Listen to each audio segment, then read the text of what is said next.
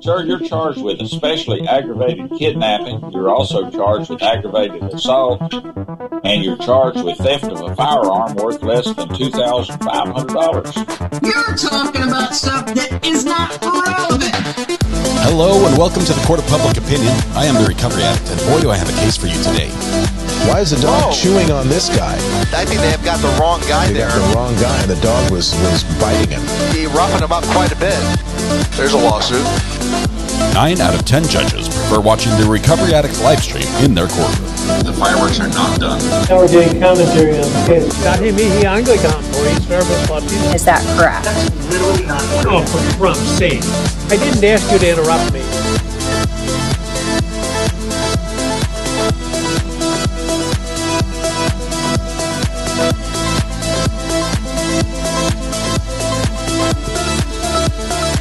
Good morning, good morning. Welcome to the Court of Public Opinion. I am the Recovery Addict.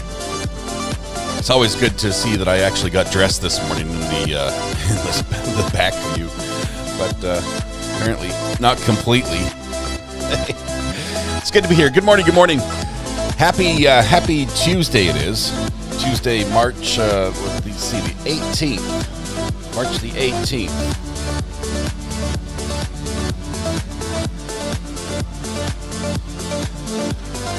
Happy Tuesday. All right, we are excited to have a wonderful day. So much is happening in the world of true crime right now. For one thing, if you really want to watch Karen Reed's hearing, you're going to have to go over to Brandy Churchwell's channel. She's following that live right now. We're going to be here in court watching the snowplow case, and of course there's a million other small things going on as well. But let's see. Let me see if I can get our counter working a little bit better than it is right now. Let's move it over and up. It's bigger than you. It's bigger than me. It's bigger than me. It's bigger than me. It's bigger than all. I tried to get it. I tried to fix this. I'm going to recreate the whole thing. Let's see. Camilla, Camilla Juliana Gonzalez. That's my first and final attempt. Welcome. Well, we need to sing happy birthday pretty quickly because court's going to begin in just a second. So You all may be seated. like really fast because we have to pause everything. Hold tight. Judge is waiting for us. Let's go ahead and sing happy birthday to anyone who needs it this morning, meaning it would have to be your birthday for that. But Camilla, congratulations. You're first in chat. The internet is all yours. This goes on your permanent record as well. Yes, you were here first, and we're going to punish you for it. Thank you very much. Josh comes in with the birthdays in a pinch. Wonderful. Thank you very much. Stephanie, Ellen, Chester, Fallon, Deneen, and Maggie all celebrating the birthday. That's a single verser. We're going to have to squeeze everything in fast. Everyone stand up, take a deep breath, shoulders back, project your voice to the back of the room, blend your voice with your neighbors. Warm up with me, if you will. La, la, la, la, la, la. Whew. It's going to be one of those mornings. No caffeine. It's amazing. Happy birthday to you. Happy birthday to you. Happy birthday, Stephanie, Ellen, Chester, Fallon, Denny, and Maggie. Happy birthday to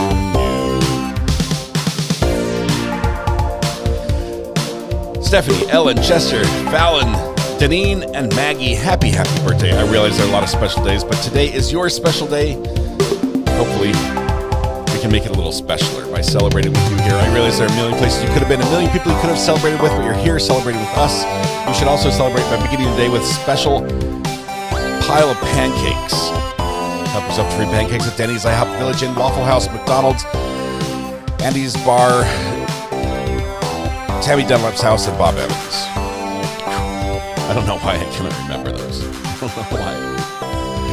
Happy birthday. I hope you have an absolutely beautiful, wonderful birthday. There we go. We're going to turn the music down a little bit. I'm not sure if we're going to be able to get to the drum solo today because we need to get back to court. The judge has not told us what he decided yesterday. That's sort of still up in the air. You might hear that in just a moment as he's waiting. I see him singing along. Thank you, Judge. Appreciate that. Happy birthday. You look good. Judge Fleischer as well. We've got all the good judges here. Chat not on screen. There we go. There's Camilla. And let's put everyone's birthday names on as well. How about this? Let's see. It was right. There. Stephanie, Ellen, Chester, Fallon, Deneen, and Maggie. Happy birthday. I dropped this water, so I have to drink it first because it's going to go bad. I think it's leaking. It's bigger than you. It's bigger than me. It's bigger than you. Okay, this is the big drum solo finish. Here we go.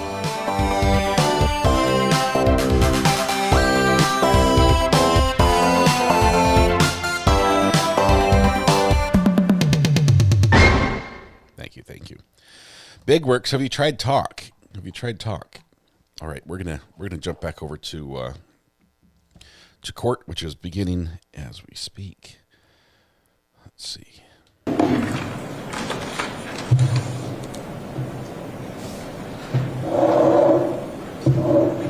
It's not your turn to talk. I'll tell you when you can talk.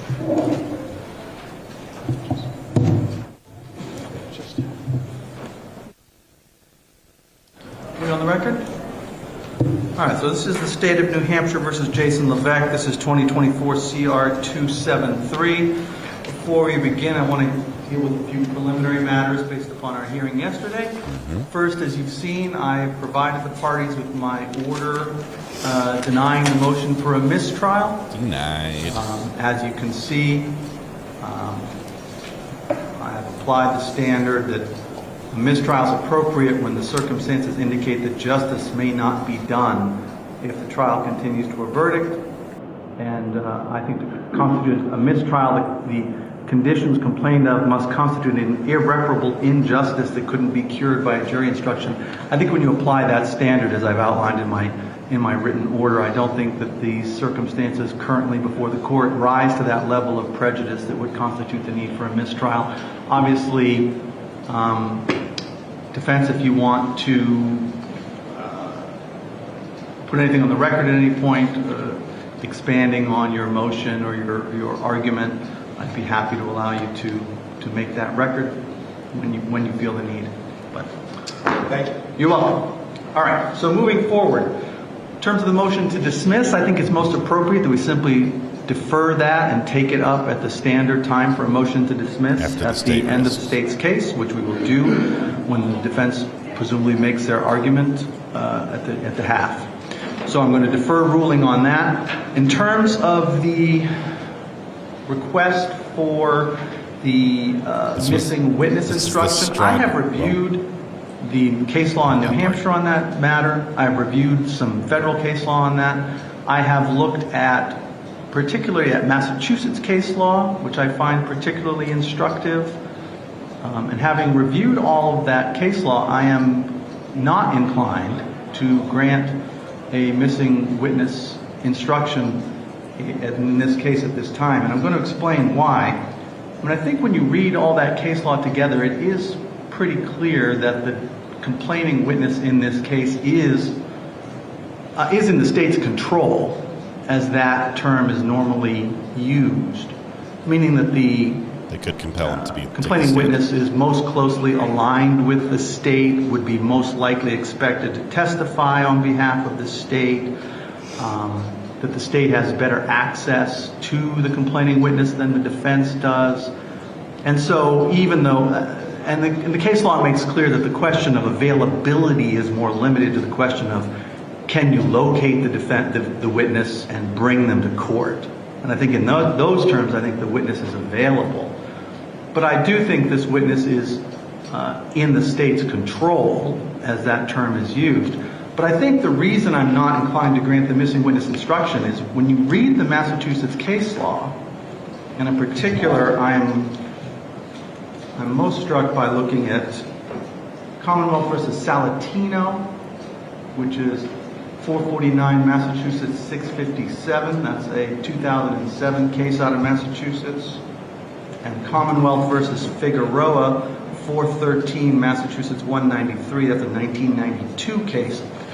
Both of those cases make clear that the missing witness instruction is most appropriate in circumstances where a witness who is in the control of one party who has material evidence and would be expected to testify is not called without explanation.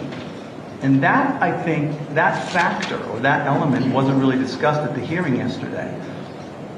Salatino makes clear it's when the witness is not called without explanation.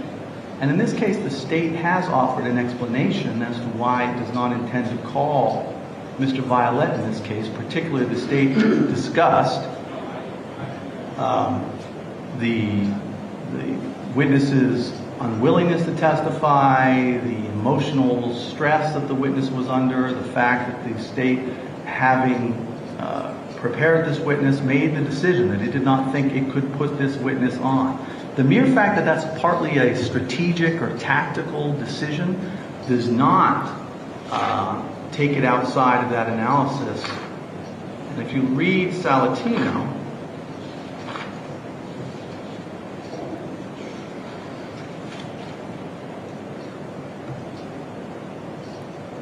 and I also point out, Salatino makes clear that a missing witness instruction should only be given in clear cases and with caution, because it is such a potentially devastating instruction to give the jury.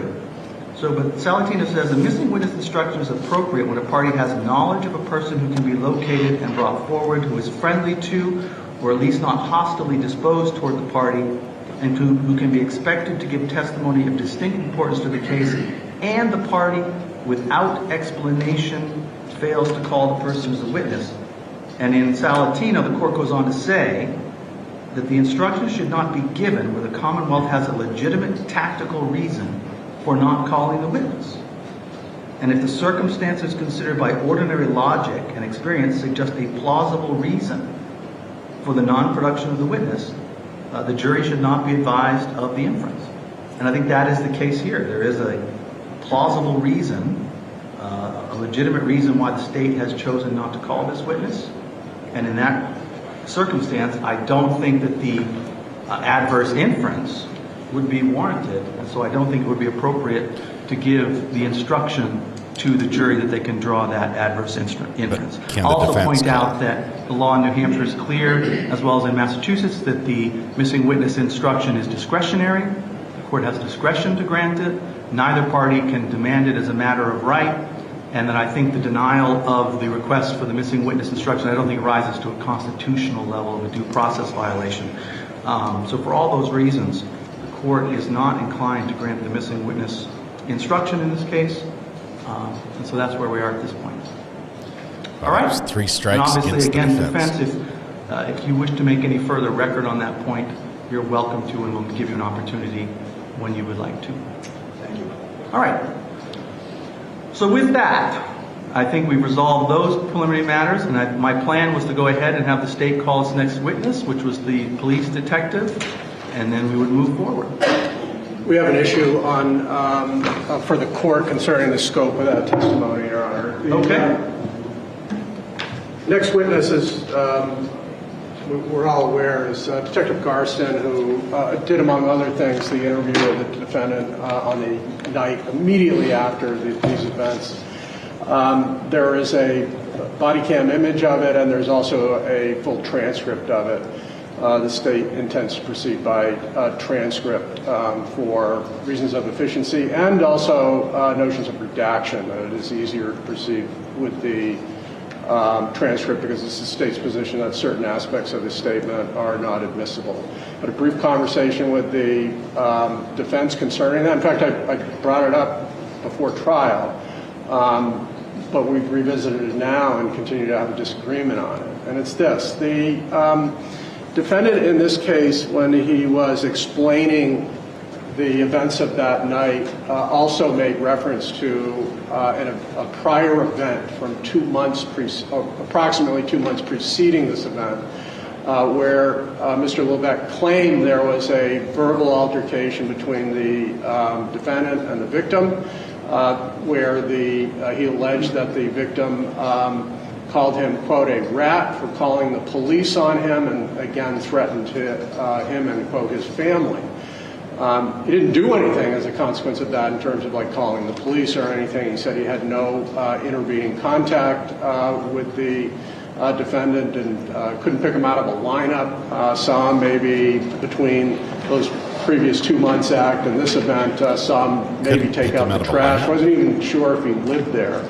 And yet now, apparently, they intend to seek the admission of that to advance the self-defense claim. The state's position is it's not admissible. I reviewed State versus Newell. Unfortunately, we are still at a loss, technologically speaking, and I don't have a copy of the case.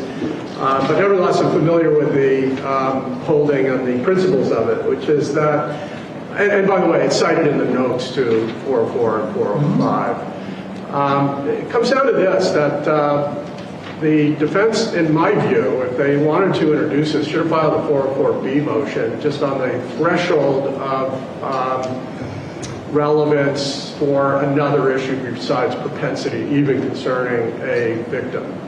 Had the court even ruled as a second step that it was admissible, it's constrained by the admissibility requirements of 405. 405A deals with relevant traits, and 405B deals with relevant elements that would be subject to evidence concerning peacefulness or aggression. In this instance, we're talking about traits, so it's limited to opinion testimony, and only the opposing party can cross-examine then on issues of specific instances. If it were an essential element, the proponent of the evidence could introduce specific instances, but in State versus Newell, our Supreme Court concluded that peacefulness or aggression is not an essential element of self-defense. It may be a relevant trait, but that would then be constrained by 405A. Again, this all presupposes that there was an appropriate 404B motion to actually tease out, to examine for the court to assess the actual evidence concerning the claim.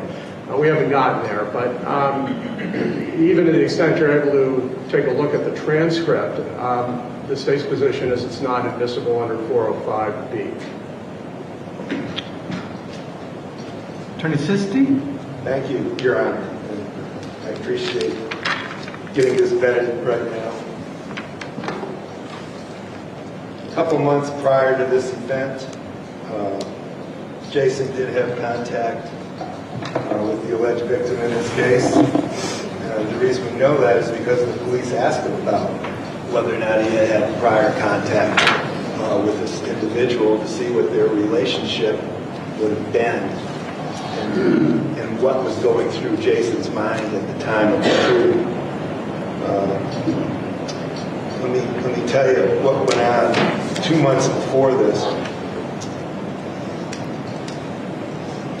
He had had contact with Kyle, and Jason's recollection was he said, that meaning Jason, when this first contact with Kyle took place, I don't know what to tell you. I don't know who you are. And then Jason would say, and he kept just kind of giving me a hard time about it. So I just walked in the house. He must have gone inside. Then, like I said, I didn't see him. After a while, I was in the driveway and he walked by. But he did have another person with him, a friend with him or something.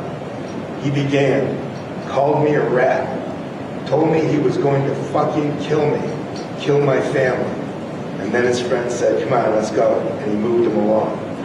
That was a contact that was given to Officer Garson in this statement. And there's reference to it on more than one occasion because the officer wants to know whether or not, obviously, whether Jason did anything to get this guy angry at him. And he actually asked Jason what that interaction was all about and what it resulted in.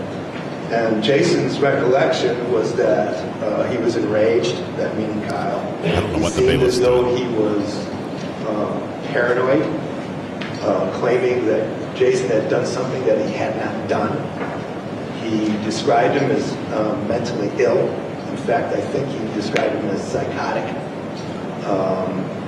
It was gratuitous. He did nothing to take on that kind of anger from Violet.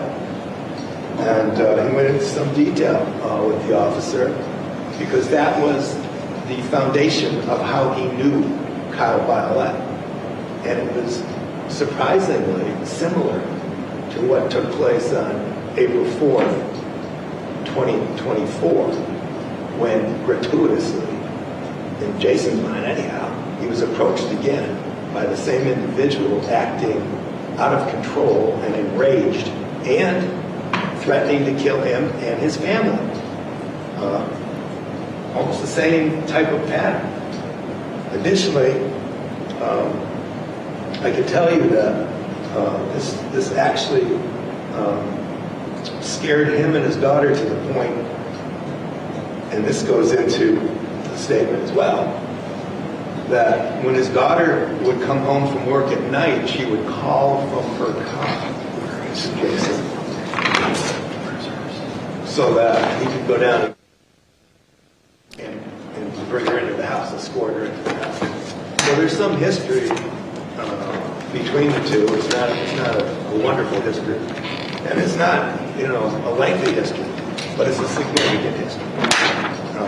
It's a history that concerned him about the specific alleged victim in this case, and was concerning because his life and the life of his family was threatened before by the same individual that he had contact with on April 4th in the evening. So, again, it's the transcript that was developed by police inquiry on the subject of what was going through Jason Levesque's mind when he came upon Kyle Violet.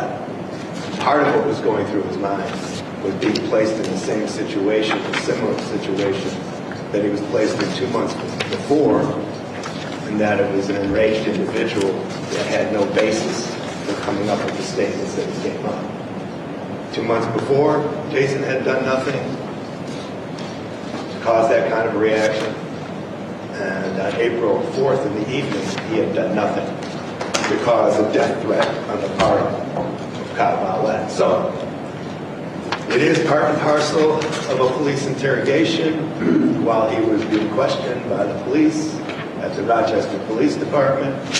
It certainly does touch on very important issues with regard to this case. And the state's talking about me having to file a 404B motion or a motion in limine. If they wanted to cut out and redact a defendant's statement, one would have thought they would have brought that to the attention of the court prior to right before placing the officer on the stand than actually questioning Jason about the very subject they're trying to eliminate. It's relevant. It goes through his state of mind. It goes through the self-defense instruction. So, again, I don't know how they're going to keep this out. I mean, it's part and parcel of the totality of the statement. Well, is the argument, I guess I'm confused a bit because there's sort of different levels of argument that have to be teased out. First is the hearsay issue, right? No, it's an admission by but that's not, I mean... Mr. Levesque is giving a statement to the police. It's admissible. They're putting it in. Well, they're putting in the admission. They're putting in admissions from that statement. So are you arguing that the whole thing has to come in under the doctrine of complete? I mean, yes. The state's not required necessarily to put in I think if they the self-serving, the statements that they believe are self-serving or that don't fall under the exception to hearsay, do they? Because they're not. I think in the admission doctrine of completeness, Your Honor, that yes, the statement does go in. And if you want the complete picture for the jury, it goes in. Now, if they want to carve out some crazy irrelevant thing, that's fine. But this isn't crazy irrelevant. This was the subject matter brought up by the police on the night of the shooting, right?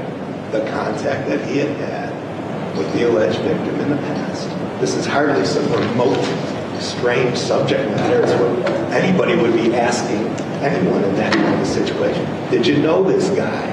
How did you know him? Why would you have been afraid of him? Here's why. So 801's exclusion says, hearsay doesn't apply to a statement that is offered against an opposing party and was made by that party. Right.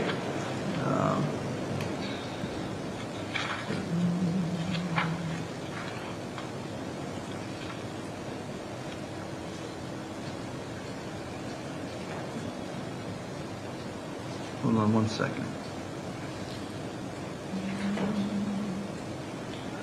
Well, what's your position on that, State?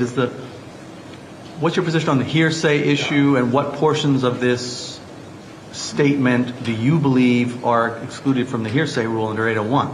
Yeah, if you could bear with me and just go one step further back to this defendant's statement that, hey, look, we don't need to file the 404B motion because the state's introducing aspects of this transcript. Let me be clear, we're not the proponent of the prior bad acts on 2 months before this incident. Right. So that analysis, I think, is entirely misplaced.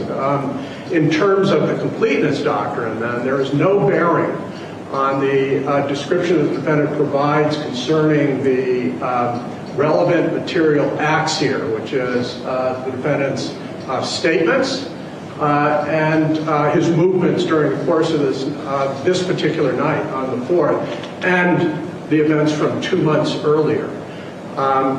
This just creates this classic sideshow of a trial within a trial. And on that point, Judge, had the defense litigated this issue, we would have had the opportunity to, for example, bring Kira in here to assess and weigh the actual scope of it between two witnesses. I just heard him say that Kira would make phone calls to get picked up from the car when she came home from in the driveway or something. And I read her statement, and there is no reference to that happening. She says, I don't have any personal knowledge of it, but my dad claims that there was an incident some time ago, and he'd come out and get me. He came out and get me. It's referred to in the singular. And she revisits that later in her interview and says, can you talk about any fear for this guy? No, I wasn't in fear because my dad was there. We've gone through that. I've had a few times I've seen him and he gives me a weird vibe. That's hardly a lunatic next door that they're trying to make this claim. And the fact that, like, out of random, when my dad had to come get me out of my car, that was there was nothing to provoke it. And also, I just don't trust people. And so the gap between Kira's assessment of it and the defendant's claims just now are significant as a point to merit a 404B hearing. But that aside, the completeness analysis would require the state to introduce a statement or a portion of the statement that was somehow unfair and would be recast by the excluded, redacted section. I can tell you, I suppose we can take it as it comes, but I certainly don't have any plan to broadly declare you have no prior history with this individual. Oh, that's not quite accurate according to his statement, but I'm not going there. So let me clarify. So this, how long? The transcript's like 100 and something pages. You said, right? Yes, about 156 pages. And how many pages of the 156 does the state intend to put in as evidence? Quite a few. Sorry? Quite a few. And what do those sections that you're putting in relate to? So they relate to the defendant's initial description of the events that are frankly not in dispute. Confirming that he was able to speak accurately, willing to speak accurately about preliminary innocuous events. Then it goes into the area of his claims about why he drew the firearm and the effect of brandishing it. He makes essentially two sections of claims. The initial section is before Garston has seen any video and before the defendant has consented to any video. He doesn't consent till about page 66 of the transcript, and prior to that, he's committed to this. I pulled out the firearm. What was the Kyle's reaction? He became enraged and charged me. That's demonstrably false and at odds with the video. He charged me, and I had no choice. I think he was coming at me to attack me. He was coming at me to take the gun. I could tell by, the look in his eye. And so what did you do? I fired. What happened then? And by the way, Garston hadn't seen the video. He didn't seem fazed by it. He didn't flinch. He continued towards me, attacking me. All of that is coming in to show that the defendant was creating, manufacturing a self-defense claim until the jig is up. Then we've heard a lot about, he consented to video, but not yet. And he goes on to say, by the way, that, why did you fire the next 5 rounds? Oh, I fired those because he was continuing to come at me. Did he go to the ground after the first shot? No, he doesn't seem to be affected by it. He got more angry, and so, did you move towards him? No, I stood still, and he was coming at me, and I fired 5 more rounds just to stop him. And did these hit him? Yeah, I think they hit him because he walked away holding his abdomen. Okay, but I'm just trying to get clear. I thank you, but I'm just trying to get a sense of the section you're putting in. Yep. Is it all sort of one continuous part of this interview, say like 40 pages of it all continuous, or are you selectively cutting out little bits? Are you seeking to put in a contiguous or continuous section of the entire video? So the short answer is no, and it's not to play sharp with the facts. The detective, like most, are trained in the read analysis, as you may know. That sometimes includes looping. In other words, they will have a defendant make a statement. It's kind of open. Defendant puts it out there. They'll go on to other areas. Then they'll loop back and, hey, I want to revisit this issue of actually brandishing the firearm. And so I am following along the fundamental narrative of brandishing the firearm, the first shot, and the second rounds of shots of 5. Those are repeatedly, restated, but again have no bearing on, at the time. I'm thinking about 2 months ago. And is that part of the interview, the part about the 2 months ago incident, that's embedded. Is that an entirely separate part of the interview, or is it all sort of embedded in part of the interview? I can't quite say that. So at the beginning of the interview, when he, for instance, talks about, I was out plowing, I came home, I did one swipe, I was changing. For whatever reason, the Garston asked, well, how do you know the guy? Oh, I don't really know him. I think he's my neighbor. But 2 months ago, he was walking by and said, you're a rat. I'm going to kill you and your family is the claim. We haven't vetted that through any process, but this is an argument about what can come in on the next witness. That's the type of interspersement, but it doesn't have anything to do with. And so, why did you brandish the firearm? Because he was coming at me, not because I have some historical reference or fear to him. Those are completely divorced in the transcript and in the conversation. One does not modify the other.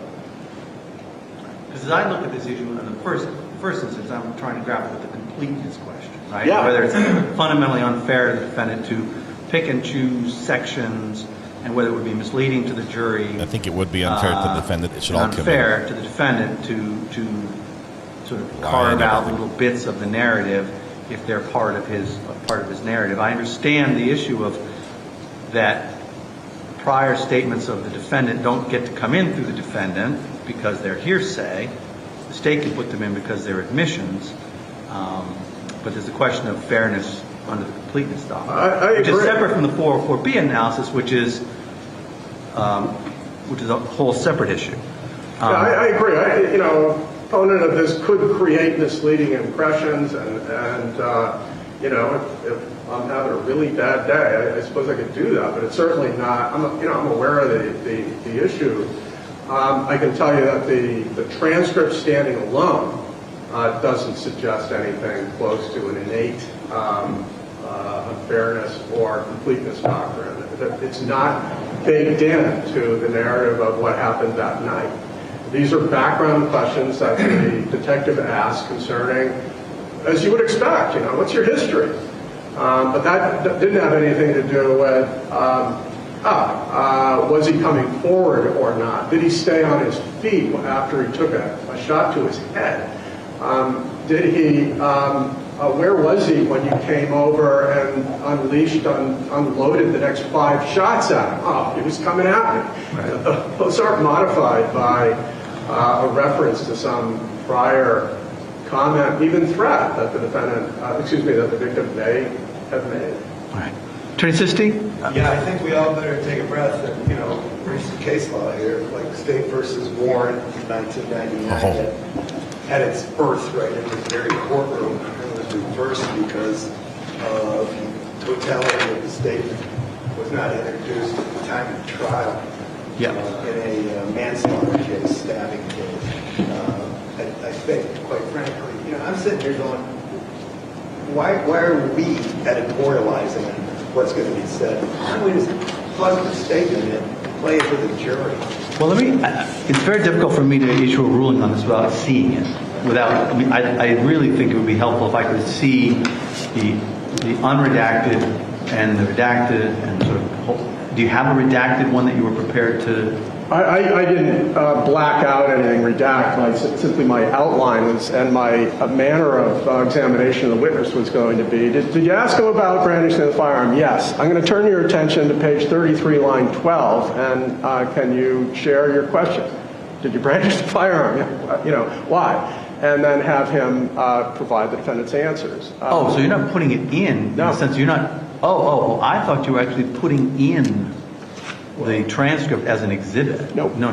You're just going to be asking him questions about what the defendant said during his interview and leaving out and focusing on the parts that you think. That's correct. My decision about whether or not the transcript or portions of the transcripts come in was a function of the totality of this experience that is direct and cross. If redirect, it requires, in my view, an actual transcript because things get messy. I may move to introduce portions of it, but in the first instance, I had not redacted, not knowing the scope of this. All right, because I'll say I misunderstood then. Because the way it was framed was that there was a redacted version of the interview that was going in, which now I'm hearing that's not what's happening. So the question is, you're going to ask him questions about what the defendant said. My reference was redacted by omission. We're just not going there. He's going to talk about things that he said. You presumably at that point are going to then on cross want to ask the officer about other things that were said, and those are going to be subject to an objection at that point, and we're going to have to figure that out at that point. But I suppose we may want to talk about it now. Yeah, we might as well talk about it now. I guess I'm going to say let's play the whole thing. What are we doing? I mean, you want an accurate representation of what Jason was like on that night? You want to see what he was like on that night? You want to hear him speak? It's not what Attorney Barker Hearsay said, or how he said it, or what he looked like. It's for the jury to make those determinations, what was going on with regard to him. After 40 hours of no sleep, by the way, and being interrogated at the Rochester Police Department. Now, the doctrine of verbal completeness, if he's just cherry picking, all right, it's the same issue. We might as well get that out there now. And there's actual case law that speaks to it. It goes way back to civil stuff. In the beginning of the 1980s, in an opinion, I think it was from Justice Souter, Annington versus Hubbard or something like that. But it's really emphasized in State of New Hampshire versus Warren in 1999. I mean, this is you can't just cherry pick, especially in situations like this where there's a police-directed interrogation. I mean, you can't cherry pick, but we adhere to the rules of evidence, and that's what I'm trying to do. We don't simply say, the entire truth, set it free. Right. We're constrained by rules of evidence, and two, There's nothing about recent case law that recasts the completeness doctrine as something broader than this basic principle. Is it unfair by presenting one aspect of a statement that should be modified by a more complete version of that statement? And my position is I'm aware of that principle, and none of this invokes it. And I think it's going to depend on the particulars of any particular statement and the part of it. How close in time this other provision that you want to bring up is to things that you've brought up, and whether it's sort of intertwined and embedded in those conversations. And that's going to require looking at the specific information that defense wants to elicit from the witness and how it fits into the testimony that you elicited. Would you agree? I mean, yeah, I understand. I think that's an accurate statement of what we live with in terms of a completeness doctrine. Anytime there's a broad statement that gets granulated with inadmissible statements, and this is just an inadmissible statement under Newell, and as a starting point. And now, am I going to elicit something that would be unfair without providing the statement concerning the prior event?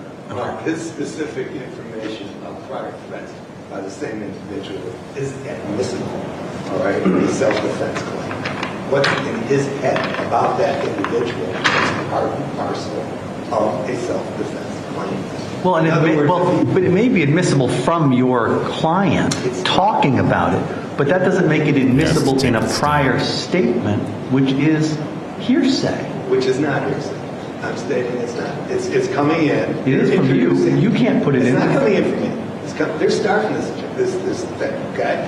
But they can't just pick and choose, and that's what. Well, the picking and choosing, that's the completeness doctrine. Picking and choosing is a completeness doctrine. That's separate and distinct from the hearsay issue, which is you can't put in your client's prior statements for the truth of the matter because they're hearsay. They have to come from him if he wants to testify. Understood. But you don't get to put them in yourself. If completeness requires them, then completeness requires them. That's what I'm saying. You're asking whether this is some kind of a segregated part of the interrogation. No, it's not. Well, it comes up more than once. And, you want to talk about cycling and all this other, techniques of interrogation. Well, it comes up more than once. All right. The police officer's interested in it. He wants to know why this happened that night, who this guy is, what the relationship was. And I'll tell you right now, it wasn't good. It wasn't extensive, but it was a similar or same threat to kill him and his family. I think the only way I can effectively rule on this is I got to look at it. Take a few minutes and look through it. I also do want to go take a quick look at the Warren decisions and case law. I hate to do this because now it's 9:44. We've got the jury sitting for 45 minutes. This case is anyway. Okay, editorialize it. Everyone's doing their best, I understand, and these things happen. We're behind schedule, is what he was about to say.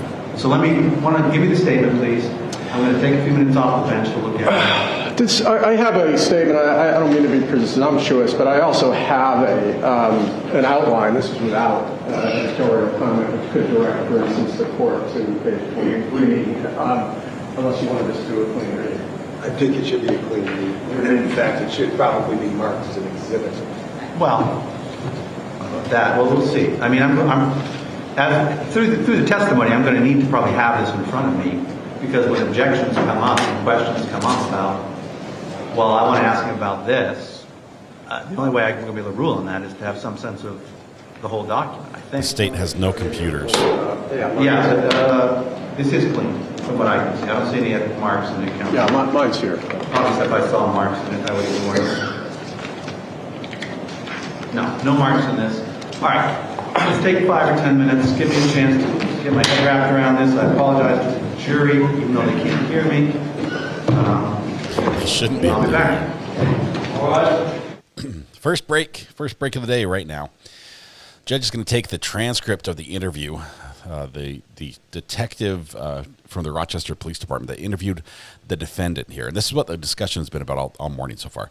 There's one more witness for the state, and it is this detective. this detective sat down and talked with the defendant before they knew there was video camera of the event, right? Before they knew that they had 3 different angles of this and a little bit of audio. And he said, what happened? And the defendant came up with a story. I say came up with a story because what he told the defendant is different than what shows up on the video. Little things like after he brandished the gun and the guy kept coming forward, where in the video he brandished the gun and the guy backs up, where he says, I shot him once and he kept coming at me. It didn't seem to faze him. In the video, he shot him once and he went to the ground. He says, I shot him 5 more times because he kept coming at me. And in the video, it shows him crawling away while he's being shot at 5 more times. Small details like that I would say matter. Those are coming in. That part is coming in from this interview. The defense, they say that they're doing this from a transcript just for the ease of use, but it might be the fact that they just don't have computers today because they're still down from the ransomware hack or whatever they got the other day. So they're working off paper today, and they're going to call the witness of this detective and ask him about, did you talk to the defendant on this? And I'll point you to this line, whatever, and read the responses from the defendant. Now, they want to only read part of this. They want to read the part that helps their case, because there is a part in there that does help the defendant, and that part is where he says the victim, who the defense calls, the aggressor, the victim, the person who got shot in this case, has threatened him before, and he told the police about it that night and talked about it multiple times, about him threatening to kill his family. And they want that to come in under the rule of completeness. That might be the strongest argument. And the funny thing is, defense didn't make that argument until the judge sort of tossed it out to him and said, wouldn't you be using the rule of completeness doctrine to bring that in? He's like, yeah, well, let's use that too. That wasn't the argument he raised, so the judge sort of served that up for him a little bit. But judge is now taking the entire transcript back into his chambers. He's going to read the entire thing and sort of get a feel for it, so he knows, what should come into the jury and what should not. And if the state is picking a little line here, line there, skipping the parts that are beneficial to the defendant, he's probably going to rule that it has to come in, or that it can come in under rule of completeness, even though it would be hearsay otherwise. So that's going to be fun and exciting. So we'll give the judge just a little bit. For those that are looking for Karen Reed, Brandy Churchwell is a great channel to watch that on. She's following the live hearing today. We may go back and look at part of that later, if it's juicy, but I think it's same old is what I'm hearing. So more judge denying things the defense wants. This judge wants no appeals. Yeah, the defense. What's his name? Sisti or something? I can't remember his last name. He's like, let's talk about this, because the decision that made, I think it was a rule of completeness decision that everyone's referencing, was made from a case in this courtroom. I'm not sure if it meant this judge, okay, but he basically said, this courtroom made a mistake before and was overturned. So just that was a funny little jab that way. All right, let's see if we've got another court we can watch just briefly. I know we had a few. Let's skip ahead. Okay, we're now current on that. Let's see, is there anything else I was missing?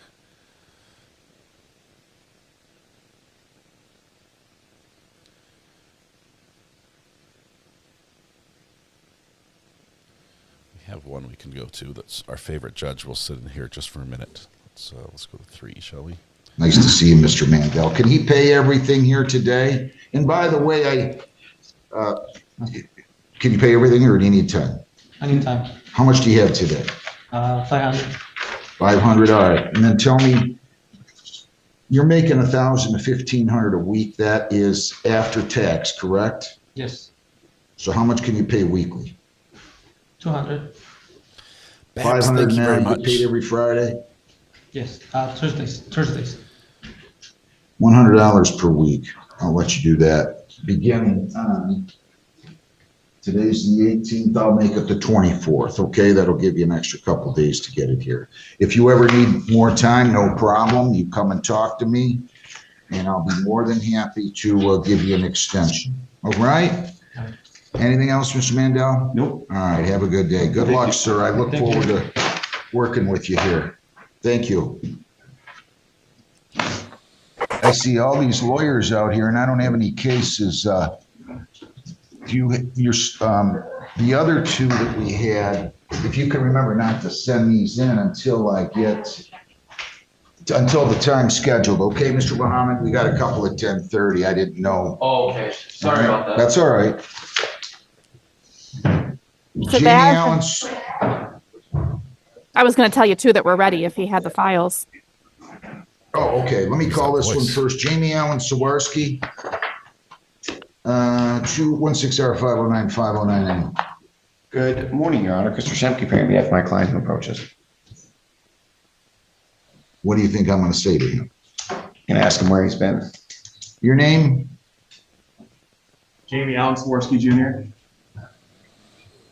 Where's he been? Your Honor, he's apologetic. I know that I looked through the retrospections, but he did pay some money in advance. He is prepared to. I wish that I had rocked with prosecutor today because we get this worked out. What do you mean he paid money in advance? He said that 2 weeks ago they called to post some sort of bond. I looked through the file. I didn't see anything. And did he post a bond, Lisa? Sawarski? Let me check. I don't see one in. Uh-oh. Did he lie? No, I don't see anything. That being said, he can bring his own receipts in, but he did come here with money today. So the bond right now is 3,010%, and he's prepared to be able to pay a bond today. I set that bond back in 21. That was 4 years ago. I made a lot of mistakes when I was younger. How old are you now? You act like 27. Yeah, okay. I have a kid on the way. I'm taking care of all this stuff now. Not an excuse. I didn't take it as one. 3,010%. You cannot leave the state without the consent of the court or violate a law. You must appear in court as directed. Can you afford your own lawyer going forward? Yeah. You can? Mm-hmm. Yes? Yes. You have the money to hire your own lawyer? Family does. Okay. April 3rd, 8:45. That will be your court date, okay? Go down the hall, get your notice, and you go hire your lawyer, and we will see you back here. Good luck. Judge. Thank you, Judge. Thanks. Yeah. If we have Mirabella, can we do that? Because MDOC needs their I'm video. doing that right. That's the one on top. I'm pulling that right now. Andre Gaetano Mirabella, 24B709735. Mr. Good morning, Your Honor. Dax. Yes, good morning, Your Honor, and your staff. Attorney Quentin Dox, P number 79657.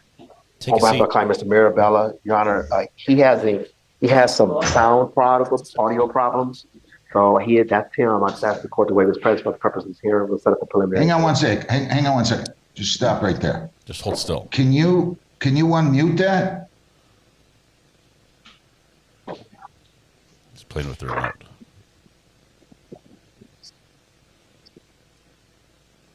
There are two remotes. He's about to turn himself off here. This Detective Tulas, are you here on this case? Can you hear you now? Can you hear us? Yes, Your Honor, Yes. All right, Mr. Mirabella, tell me your name, sir. Andre Gaetano Mirabella for the record, Your Honor. Detective, your name? Good morning, Your Honor. Crystal Tulas, Detective, Brownstown Police Department. All right, so we're proceeding to the exam next Tuesday at 10:15. Exam to proceed March 25th at 10:15. Anything else, Mr. Dox? Your Honor, he needs to be written out. Would that be enough time? Oh, yeah. Yeah, we'll writ the defendant out, Lisa. All right, thank you very much. Anything else, Mr. Dox? No, Your Honor. Thank you very much. We should be ready to start right at 10:15. Thank you. Good luck, Thank Mr. you, Your Honor. Mirabella. We'll have you brought over. Thank you, Detective. Randy Thank Lee you. Shoemaker. 24B724247.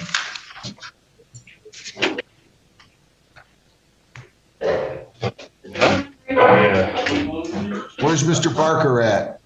That was quick. Or Miss Barker, I don't know.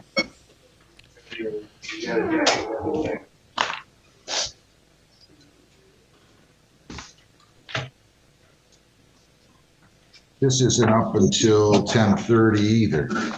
And I don't see him out there. People against Thornton. Lamar Eugene Thornton, 24B 702123. Judge is getting things done today.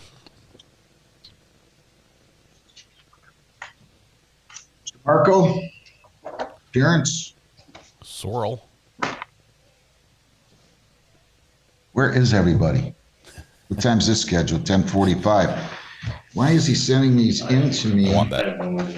I have several that are ready. I don't know why they're not in there. Shabazz and Nisha and Jones. I'll call. And Sorrel. Shabazz and Jones. Sorrel. Shabazz, Jones, and Sorrel. Anything else? How you doing, Mr. Sorrel? Oh, I've had better. I got sucker punched in my bunk for no reason, and then I just stood there, let the blood run down. I could beat the guy up, but I didn't. Let me get your case and I'll call it here, okay? Whoa. And I healed my feet. I got my feet healed up myself. They're healed finally. Just hang on 1 second. Just hang on 1 second.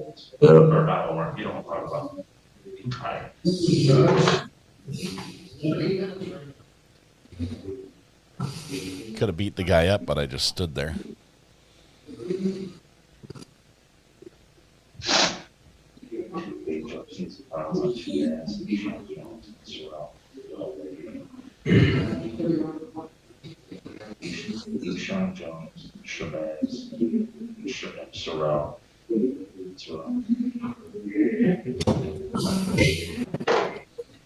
We're waiting for the prosecutor. He said okay. Hopefully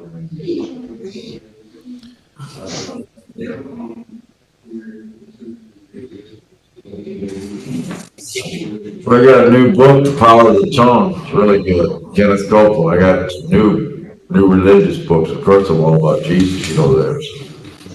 Boy, those acoustics in there are horrible. Seems like they're getting worse, too. I know. I know. So we get a book review and a court date. Just give me a second. Let me get these files.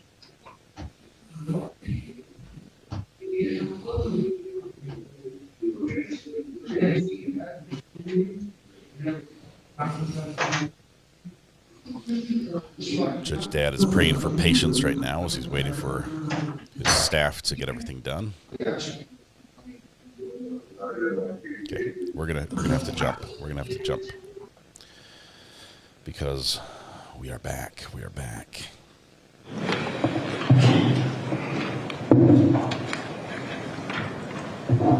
All right, before we begin talking about this issue, I need to talk about a separate issue, about something that just happened.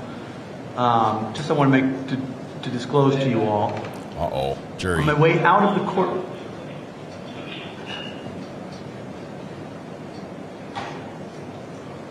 On my way out of the courtroom to go talk to my clerks, I was walking down the hall in the back hallway and there's the jury room right here, and I was walking by the open door to the jury room.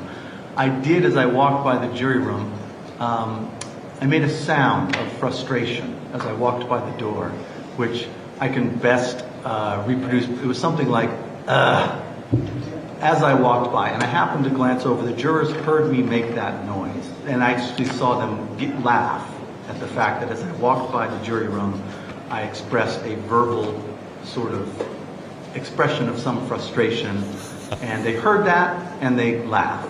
I don't know what to make of that. I don't think it oh no, is Judge. any prejudice to either side. Judge. I can't imagine that they're going to infer from that anything in particular other than that the truth, which is I'm frustrated by the fact that this is taking some delay to get this case moving, and that I was in my head thinking about these issues and trying to work through them.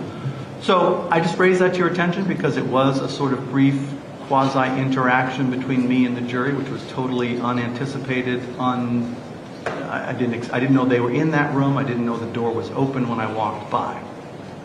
Does either party want to say anything more about that? You knew the door was open because you looked through it at the jury. I don't think we do, but... Well, I agree. I think that's probably the general consensus of everybody involved in the trial at this point. I don't think we need to blood here. Attorney Sisti, do you have any concerns about that? And again, there was no words. I did not say any words. It was simply a sound that I made. We're okay. Okay. Going forward, I'm going to make sure that that doesn't happen again. But anyway. All right. I've had the opportunity to review, particularly I reviewed State v. Warren, which is a case involving the completeness doctrine. And defense counsel is right. That otherwise inadmissible evidence can be admitted under the completeness doctrine if it's necessary to prevent a party from gaining a misleading advantage. Under that doctrine, a party has a right to introduce the remainder of a writing statement, correspondence, or conversation so far as it relates to the same subject matter and tends to explain or shed light on the meaning of the part that's already received. Right? So that's the standard. I mean, Warren was a much cleaner case in that it involved a statement in which the defendant had made certain admissions, but as part of his statement he mentioned the fact that there was one particular sentence, I think, about a knife that the state was trying to keep out, and the court felt it was unfair to keep out that one statement about the knife as part of this narrative. Looking at Warren, I think the only way to proceed is for the state to put on its evidence, to have the witness testify, and then when the defense wants to ask questions about other parts of the statement, I'm going to have to make a case-by-case determination as to how close in time the other statement is to the statements that the state has already put in, how much it's intertwined with them, how close it is in terms of subject matter, and whether it would be basically unfair not to have that portion of the statement introduced to put the rest of it in context or for completeness purposes. I don't think I can make an advanced ruling without hearing how the testimony comes in. And I don't think Warren or any other case that I'm aware of requires that the entire statement be put in or that the video be played in its entirety. I'm not aware of any such cases, but I welcome if either of you is. So that's my position at this point, so I think we just have to proceed. Either is or either are. Either side want to say anything further on that question? As far as close in time, I mean, it's obvious it's close in time. Well, I mean, read it. I don't think close in time means the whole interview. I mean, the interview itself probably took 3.5 hours. 3.5 hours, right. So I don't think you can say that the entire interview is all close enough in time. I think you have to look at the particular statement and how it is connected to other things that the state has introduced. Yeah, it's like 2 pages away from. For example, I note that the interview starts off on page 17, where Officer Garston asks him, "So what's going on tonight?" And he gives a long narrative answer that ends on page 20, and interspersed in that answer, there is some discussion about these prior incidents. And I think there is an argument to be made that that is part of that statement and is intertwined with it. But then immediately after that, there's a long 10-page discussion just about the prior incidents. I think there's an argument to be made that's not intertwined with any of his answers. So it's going to be a case-by-case or statement-by-statement analysis. I don't see any other way around it. Attorney Barth, were you going to say something? Well, if we could, maybe we can, maybe we can't get a ruling then on if the witness, Garston, says he, gave an open-ended question, what's going on tonight? Does that, from the court's perspective, invite admission of the prior reference to the prior incident? I'm looking at page 23, where they're discussing the initial confrontation. And on 24, a page and a half later, they're talking about the October one. It's intertwined. I disagree. I think 23, he's still talking about the prior incidents. He's talking about the prior incidents at that point. And that's the part of it. I will tell you, counsel, I think when I look at what is on pages 17, for example, on pages 17 through 20, where he asks him the open-ended question about what happens, and he's telling him about, he comes out, says he's going to kill me, kill my family, and I don't know who he is, and this isn't the first time this has happened.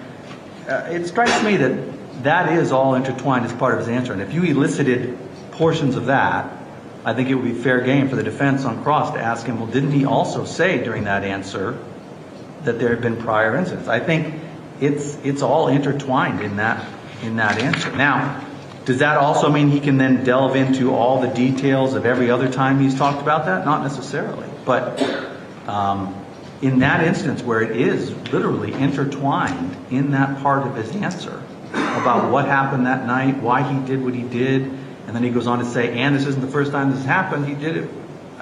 I think reading State v. Warren, I think there's an argument to be made it would be unfair to carve out that one little bit of that answer.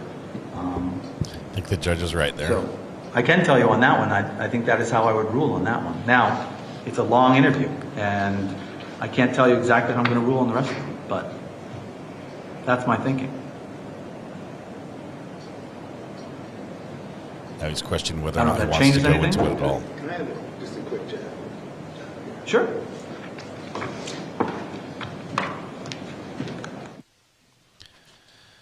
Counsel is going to confer. Hey, Mrs. Ari, how are you doing this morning? Good. Are you doing better than this fan? That fan's really wound up. That's Canton's only fan. No? Sure. You want to take a recess? Please. Yes. All right, we'll take a recess.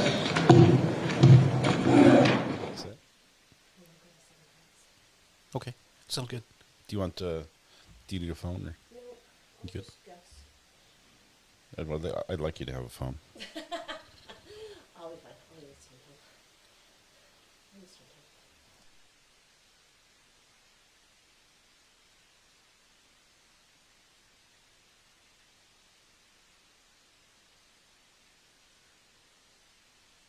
you. Okay, Mrs. Ari has the burner phone for the next 3 hours, so call. She says call, and she'll answer. No, she won't. She's driving. Don't distract her while she's driving. Another break. This is interesting.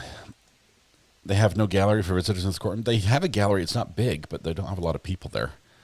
There's a break over the break. Call it the tetherball pole. There we go.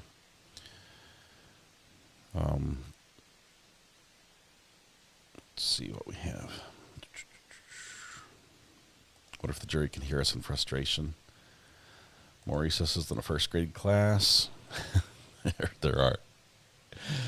Recess for what? The two sides are going to discuss this. Because this changes everything for the state. The judge has basically signaled the state that says, okay, you can go ahead and ask. I'm probably going to let the defense get what they want here. They're probably going to get in this testimony where the police officer on the stand has to tell the jury that, in fact, the defendant did say that this is the second time that this neighbor has threatened to kill his family, and that he was worried about that, and that it seemed unprovoked, and that it was he didn't know the guy, and he's not sure why he's just coming in and threatening him. That's not good for the state. It's good for the defense, and the state might be looking at it and saying, maybe we just rest with what we've got. I think we might have done enough already, because the state, if they don't go into it, defense can't really bring it up. They can't without putting the defendant on the stand, having him testify in his own defense and say, yeah, I told the police that. And on that night, they came and asked me and said, what's the story? Why? How did this? He said, well, it started. He's been threatening my family for weeks or whatever. He'll have to take the stand to do that. He might have to take the stand anyway, but I know there's been some claim of self-defense. There isn't enough there, I think, for the jury to say, yep, that was self-defense. You might need him to say, I was worried for my life. From where I stood, it looked like he was about to do something, and it was either me or him. Have you given Mrs. Aria the script for any scam calls? No, she doesn't do it. She doesn't even answer them. I give her the phone in case she wants to call me. I can't call her. She just doesn't answer. At this point in the trial, what's your opinion about the outcome? Barb, I think it's still, the state has done a very good job, specifically with the 5 shots. I think if it were 1 shot, I've said this before, but I think if he had only fired 1 shot, it would be much easier for the defense to say this was self-defense. You've got a threat, a verbalized threat, confrontation, him definitely being the aggressor. We're talking about the victim here, coming up, nose to his face, being the aggressor, walking away and then turning around again to step back before he gets shot. That first shot, I think there would be a strong argument for, I was afraid he was going to do something. I didn't, he had his hand in his pocket, whatever. It's like, in my mind, I thought, this is it. It's now.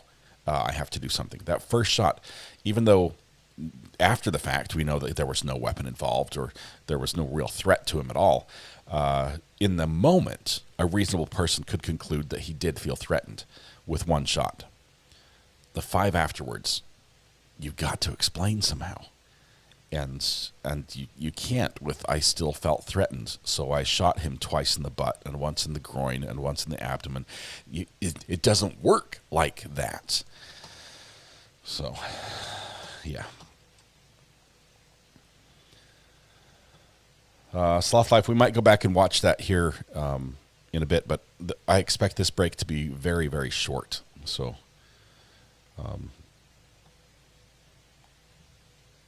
we'll check out possibly the beginning. I'm keeping an eye. I've got it here, like in my studio. I've got Bev going next to me, so I can see what's going on. But let's see. Let's jump back here.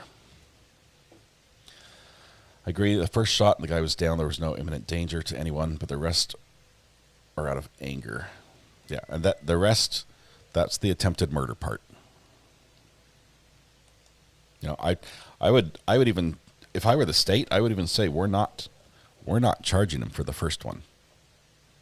We're charging him for the 5 shots afterwards. Come out and say it. Say the first shot was fine. He was down.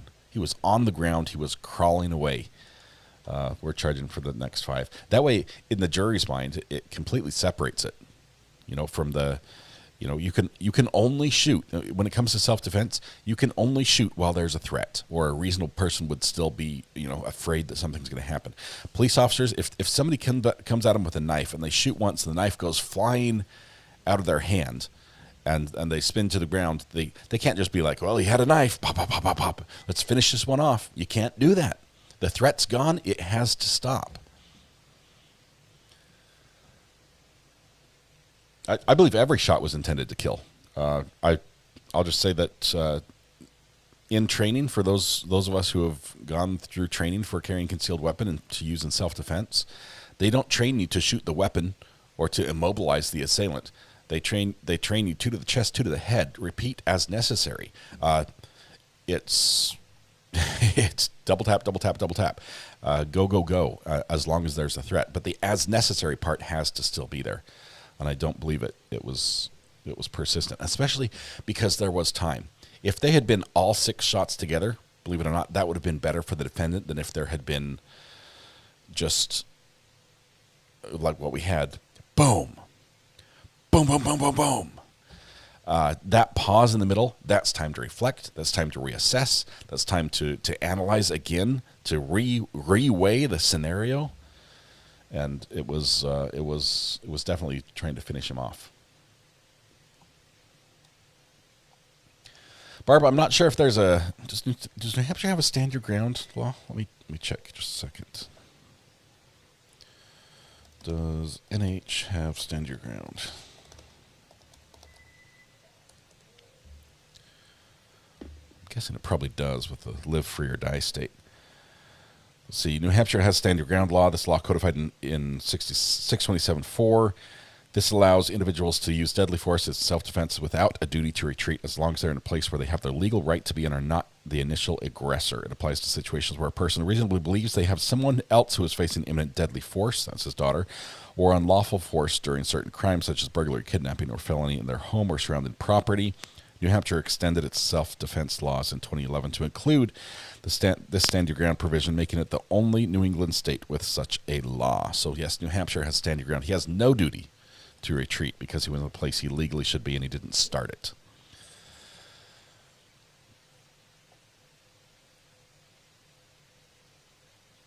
Let's see. If the defendant never told authorities there were threats before that incident, his claims about the threats are hearsay, in my humble opinion. Oh, they're hearsay anyway. Any statement made outside of court is hearsay. It just becomes admissible under the completeness doctrine if he told the police officer that night and they want to bring in some of what he told them and not all of it. Do we know if the defense has any witnesses to call? I do not know. We do know they have a list of witnesses, including, you guessed it, the victim. But they've told the judge they don't intend to call the victim. And they have not, even though I think it would be smart of them to tell the judge this new development with what you've told the state and how they're not going to call him, we're now rethinking our decision. All right. We might call. We're back. Counsel, is there anything to report back after your conversations? No. No. All right. So then are we ready to proceed with this witness? Yes. Very good. Can you please have the jurors lined up? It may take a moment because I think they're far away.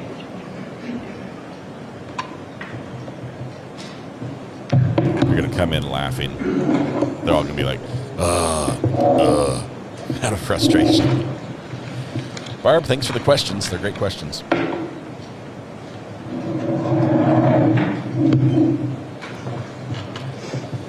Shark, I don't think there's even a responsibility to avoid the confrontation. Stand your ground is a very firm doctrine. That means if somebody threatens you and you have the right to be there, you don't have to do anything else. You can defend yourself first.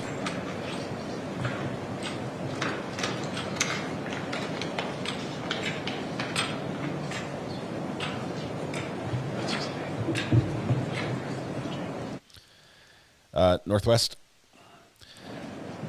it can.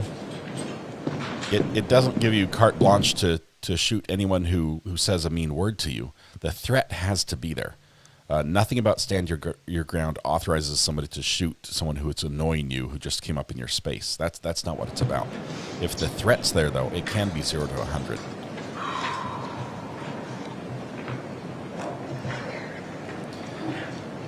Yes, New Hampshire has stand your ground. And they even expanded it.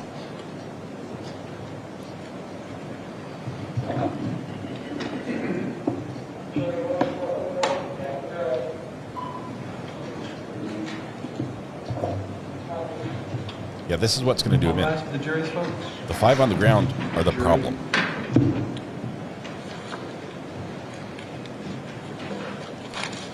It's not, your ground is not even on your property. If you are in a place where legally you have a right to be, which can be somewhere in public, at a park, you can stand your ground there. That doctrine is really just says criminals can't push you around. You know, if somebody comes and attacks you, you can defend yourself using deadly force if you have a right to be there. There has to be an imminent threat. That might also get him.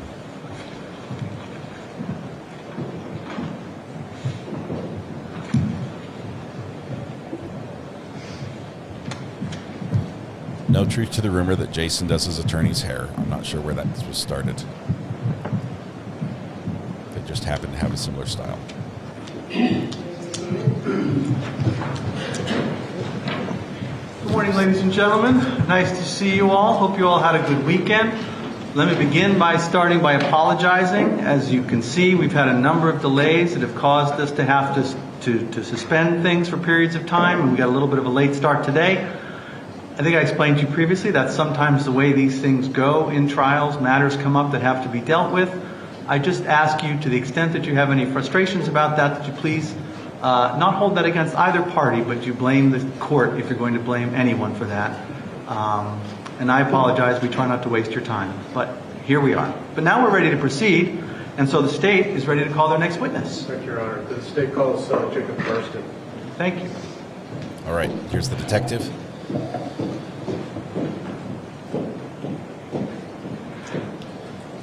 The gallery seating is all on the walls. This is crazy. And way back at the back. The well is huge. Gets that so the bailiffs have a chance to stand up and intercept somebody who's rushing from the back. Detective, I think you're familiar enough with the courtroom that we can stand straight ahead. If you could just turn the corner, though, and remain standing and face the judge for your oath. Careful, jury, jury, jury. Careful. Here. One point. You swear that any testimony you're about to give will be the truth, the whole truth, and nothing but the truth under the peace and penalties of perjury. Yes, Your Honor. You may be seated. Thank you. Counsel, whenever you're ready, you may inquire. Thank you, Your Honor. Sir, can you state your name and spell your name to the court reporter, please? Yes. My name is Detective Jacob Garston, Garstin. Can you briefly professionally introduce yourself to the jury, that is to state your professional experience and training? I graduated from the University of New Hampshire in 2013 with a bachelor's in sociology and justice studies and a minor in information technology. I have a master's in public administration from John Jay College, City University, New York in 2020. I graduated from the New Hampshire Police Standards Training Council Police Academy in 2015, and I've been a law enforcement officer for a little over 10 years. And where is it that you have worked as a law enforcement officer? For the Rochester Police Department in New Hampshire. And can you briefly describe your progression of rank and duties through the Rochester Police Department? Yes. So I was a patrol officer for about 5 years, and then I've been a detective for a little over 5 years as well. And we've heard from other parties the job description associated with the distinction between patrol and detective, so I think we need not belabor that. I would like to move directly to whether or not you were working on April 4th of last year, 2024. I was picking up a patrol overtime shift that day. And did you have any involvement, respond to the investigation concerning this case, as you know, State versus Jason Levesque? Yes. Can you just describe how it is you first became involved with notified you? There was a dispatch that there were shots fired on Summer Street, so all available units started heading in that direction. So did you respond to the scene itself down to 4341 Summer Street? Yes. What was your job down there? What did you do? So I arrived on scene, and patrol officers had Mr. Levesque currently detained, and they transferred custody of him to myself, and then I transported him back to the police station. Were you with any other detective at the time?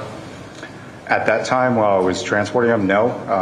It wasn't until I got back to the station that there was another detective there. Okay. And can you confirm the very short distance between the scene and arriving back at the station? Yes, it's police department is very close to where the incident took place. And back at the station, did you, in fact, conduct an interview with Mr. Levesque? I did. I obviously want to spend some time on that, but I note that you had some other tasks which followed. Let's just go through those to address your investigative tasks associated with this case. Following the interview, looks like the next day, what did you do concerning this case? So on the 5th, I reached out to the ATF to request a trace on the firearm to find out who the original purchaser was. And were you able to follow that up with ATF assistance to actually conduct an interview of the genesis or origin of the firearm? Yes. Did you document that in your report? Yes. And then just to help things along here, my understanding is that on the 8th you requested all the dispatch and 911 tapes. I requested all the dispatch tapes. I'm not sure on the exact date, but it was a couple days after. And what was your reason for doing that? To identify any other additional potential witnesses that we haven't spoken to. Also, if there was any excited utterances, during the heat of the moment, someone might say something that they might not remember later on. And did you, in fact, listen to all those correspondence, the dispatches, and memorialize that, that is, take notes of it in your reports? Yes. Did you follow up on any potential leads for witnesses in the surrounding area? Yes, we spoke to a number of witnesses, myself and some of the other detectives, to try and identify any other potential witnesses. In your view, did the people that you spoke to with made 911 calls have anything materially to add beyond what you were able to obtain from the people who were on the scene and the video that you obtained? There is no real additional information that was gathered from those interviews. I'm reviewing your report as well. Did you have any responsibilities concerning physical evidence in this case? Yes. What did you do? So I believe it was on the 11th. I took the clothing from the drying rack, so anytime we have clothing that might be wet, we put into a drying cabinet so that way it can dry. I took the clothing and repackaged it, so for long-term storage. And was that essentially the extent of your involvement with physical evidence concerning, scene analysis or anything along those lines? Yes, I didn't do much on the scene. I did photograph the clothing as well prior to packaging it, but that was the extent of it.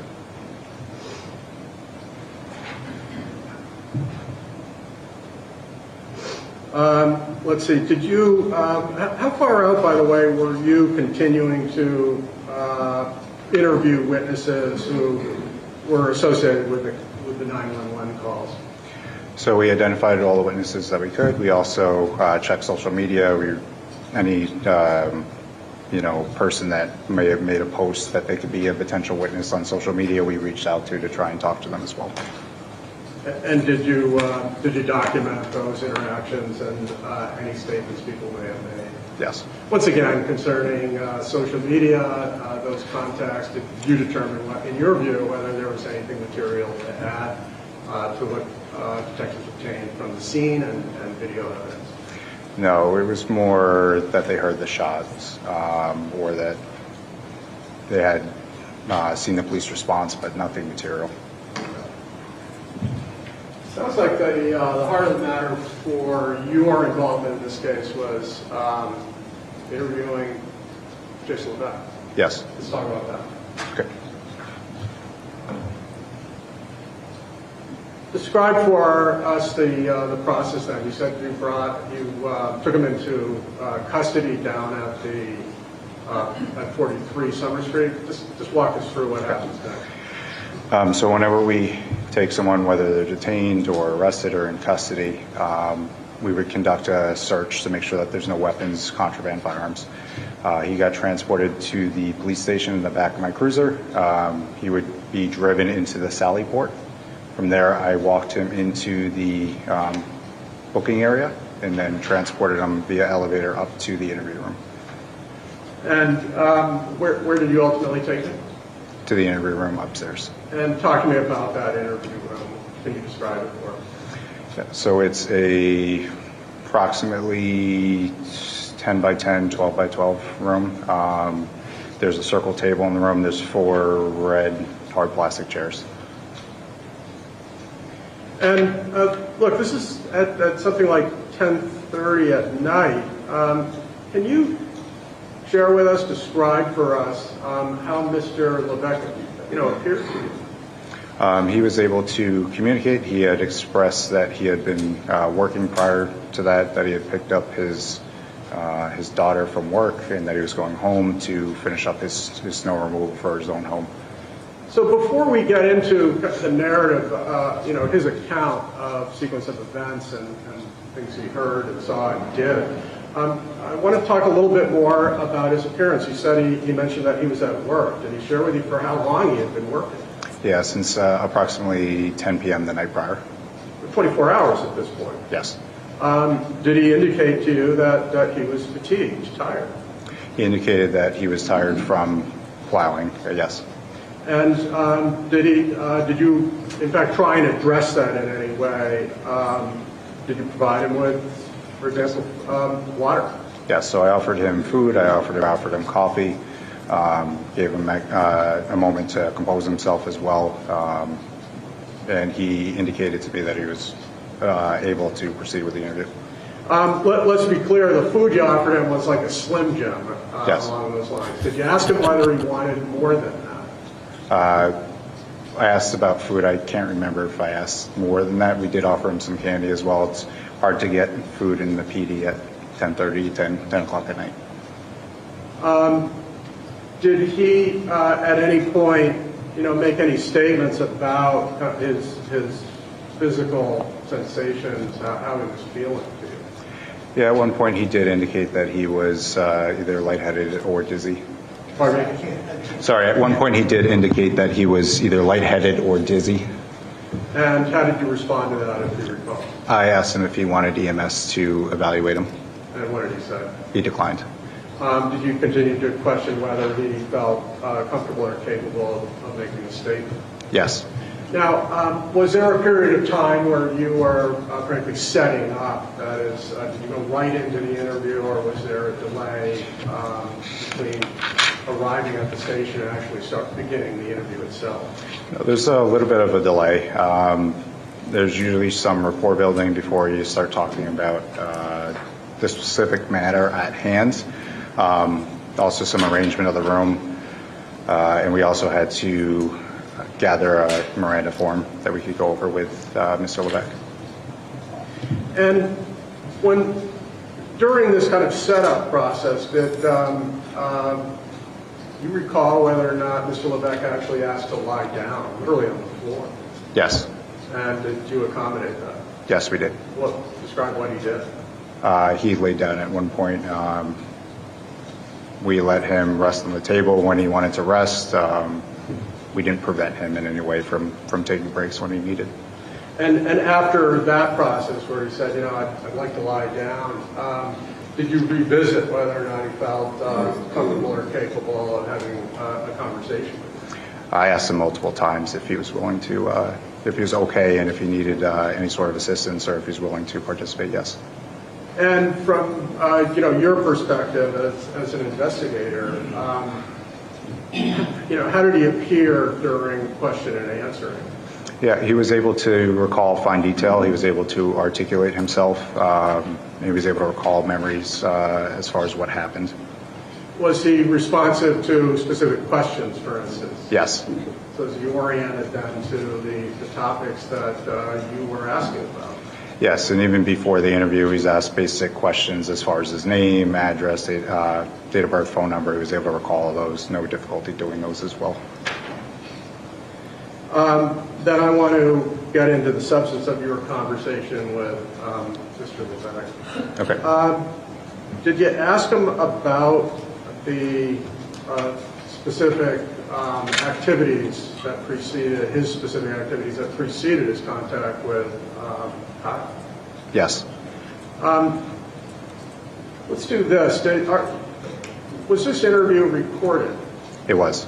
And are you aware that there was a transcript generated of this recorded interview? Yes. Have you had an opportunity to review the transcript and the recorded interview? I have. Your Honor, I'd like to approach this witness. Well, I guess I can do this foundation. Do you recall each question and the specific words that Mr. Levesque used to respond to each question? No. Would using or referencing the transcript assist you in your memory and it being accurate concerning the words you used and the words Mr. Levesque used? It would be, yes. Your Honor, may I approach this witness? You may. Your Honor, my request is to leave a transcript with this witness to refer to from time to time rather than a back and forth. I have no objection to that. My question is, does it make sense to have one copy of the transcript marked as an exhibit for ID purposes? Well, first of all, it should be marked certainly for ID. I mean, we would prefer it all.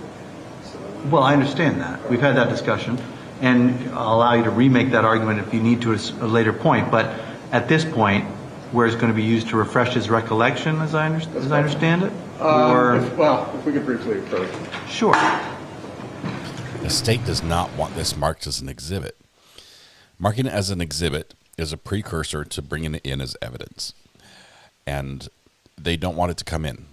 They're resisting this idea because if it all comes in, if it's marked as evidence, the jury gets to take it back to the jury room. I don't think that will happen here. But They're fighting against this as much as they can. And it was funny that the defense made this argument again in the presence of the jury, saying we'd prefer it all comes in. That plants a seed. That was not for the judge's benefit. That was entirely for the jury. We prefer the whole thing comes in. Basically, it tells the jury, you've got to see this. We'd like you to hear all of this, and the state is only going to give you part of it.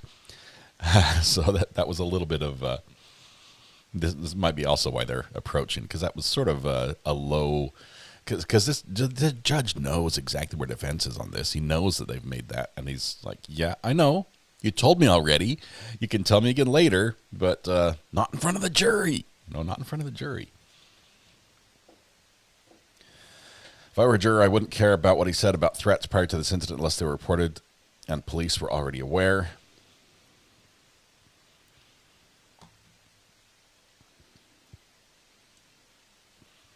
Barb Russell wants to make jerky. Well, if you make jerky, you've got to share it with your friends. That's the rule about making jerky.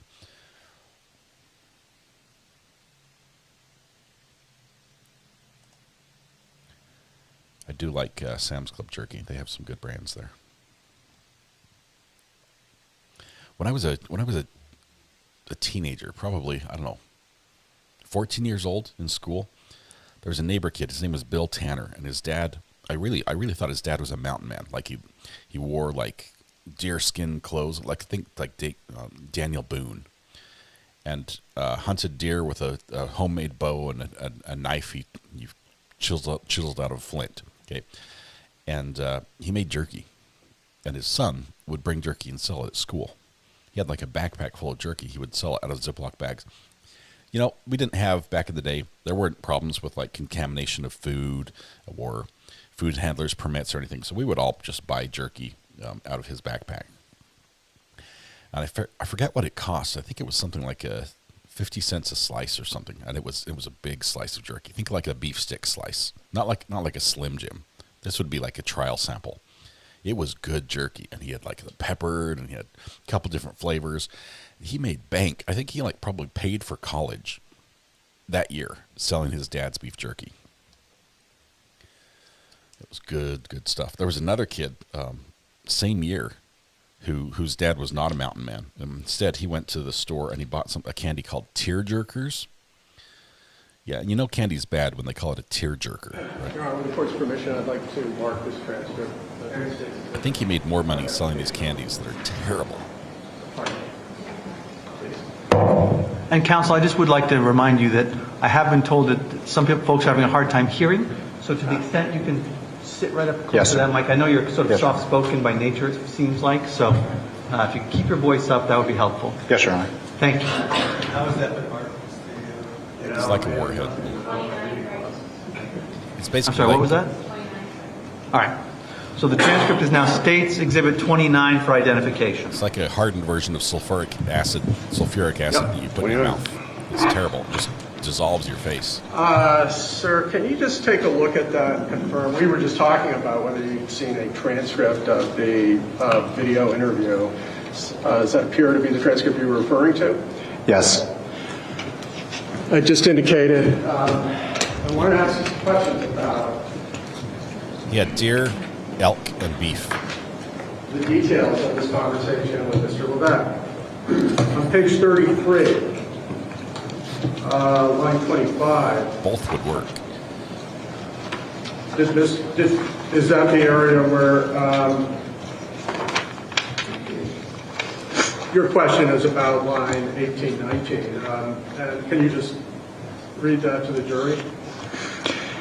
I asked, okay, and you said you were going to clear the driveway? What was his response? Yeah. And what did you follow up with? Okay, and what happened after that? And can you then describe Mr. Levesque's description of events before contact with Kyle on lines 22, following over the next page? So I made a couple of passes, moving the snow towards 39 Summer Street. Then I turned around and I made one pass to grab the rest of it off the sidewalk and push it towards 43 Summer Street. Then I was going to backtrack the driveway, so I backed up and I got out to lock the hubs. They're the old manual locking hubs. They're not electronic or anything. So I got out to do that, and that's when he came up to the driveway. And what was your understanding of what he meant by backdragging the driveway? Sure, it's when you drop the plow and then pull it back instead of pushing the snow. And so did you get into even a conversation about where that snow is going to go? We didn't discuss the backdragging of snow to my knowledge, no. Was it your understanding based on this description that Mr. Levesque had not completed his task of plowing his own driveway? No, the driveway was still in the process of being plowed, is my understanding. And the next question, did you ask him when it is and where it is that he first sees Kyle? I believe it's on line 6 and 7. Yes, so I asked him, okay, where's the first place you remember seeing him? And can you share his response starting line 8? Yes. When I heard him yelling, screaming, or making some kind of commotion. I honestly don't know what he was saying. I remember hearing a voice or something coming from that direction. Let me just take a little side step here. At this point, had you received and reviewed the videos that were ultimately obtained from 43 and 41? During the initial interview, no. And so at this point, were you able to, for instance, compare this claim that he heard yelling and screaming from 43 with the actual audio video evidence? I was not.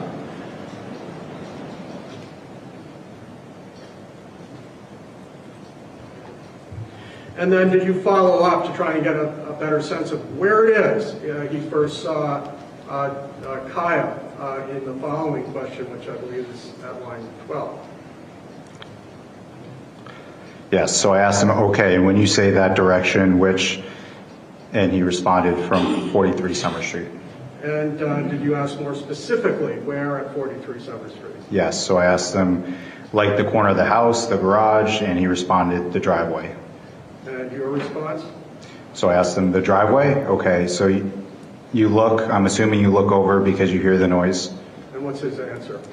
Yeah, and there I saw him come from where I can finally see him coming out of the driveway. He was putting on his shirt. He was shirtless, so he was putting on his shirt. And so his answer to you of when he sees Kyle for the first time, he's actually doing something. He's putting on that hoodie. Correct. And were you able to later as soon as he came out of the view house. video and confirm that Kyle did in fact put on a shirt or a hoodie all the way back in his driveway at 43? Yes.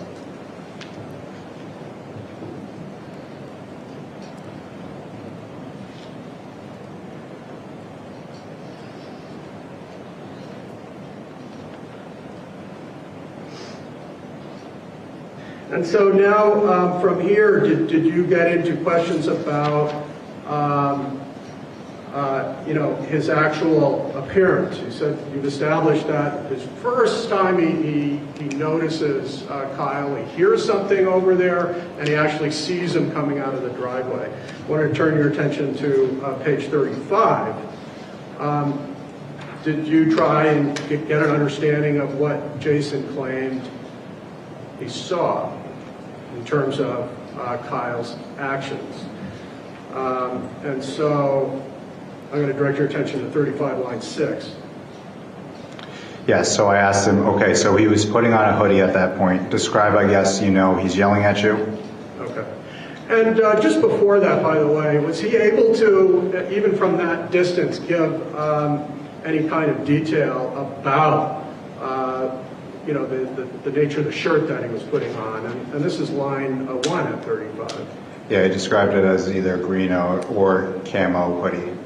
And so then we were just saying, after the hoodie, did you ask more specific questions about, say, distance and activity? Yes. Line 10, what do you ask? How far away from the truck does he get at this point? And what's his answer? Oh, he's walking at a very fast rate towards the truck. And did you ask him now about concerns for, say, weapons, or if he was brandishing anything? Yes, so I asked him, okay, anything in his hands? And what were his answers? His initial answer was, I don't know. And did you pursue that? Yes. Line 16, what did you ask him? Okay, are you able to see his hands from where you're seated on the truck? And what was his response? Yes, I could see. I guess I could see his hands. And did you follow that up at 22 and ask him whether he was armed or had anything in his hand? Yes, so I asked him, okay, and you're not sure if you saw anything in his hands? And what is his answer at 24, 25? I don't believe I saw anything. He had his hands clenched in a fist, like. And then on 36, does he continue to describe Kyle's hands? Yeah, so I said, oh, like this, and demonstrated a fist rather, and he responded, yeah. Did he also demonstrate a fist? Yes. And did you go on to continue to ask about the details of what, if anything, was in Kyle's hands? Yes. So I said, all right, but at that point his hands are in a fist. Did you see him holding anything? And what was his response? I did not see him holding anything. I don't think so.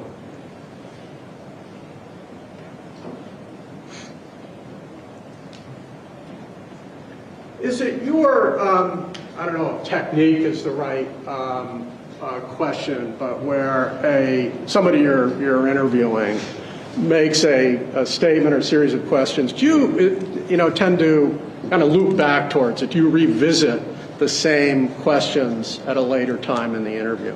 Yes. For an interview, you might ask the same question multiple times in different manners. Why?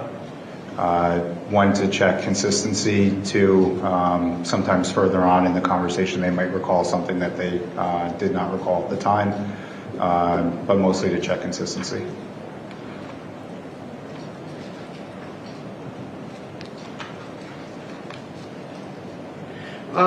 Page 98, line 12.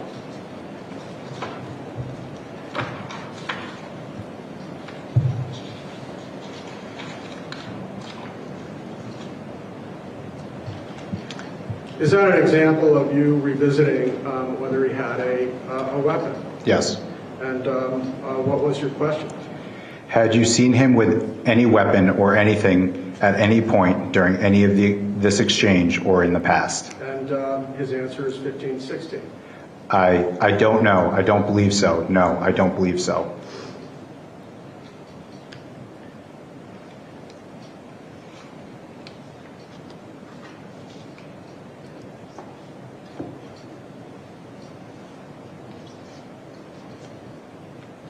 On that same page, and he's described earlier in this conversation where he's coming over to the truck at a very fast pace. He's got his fist clenched.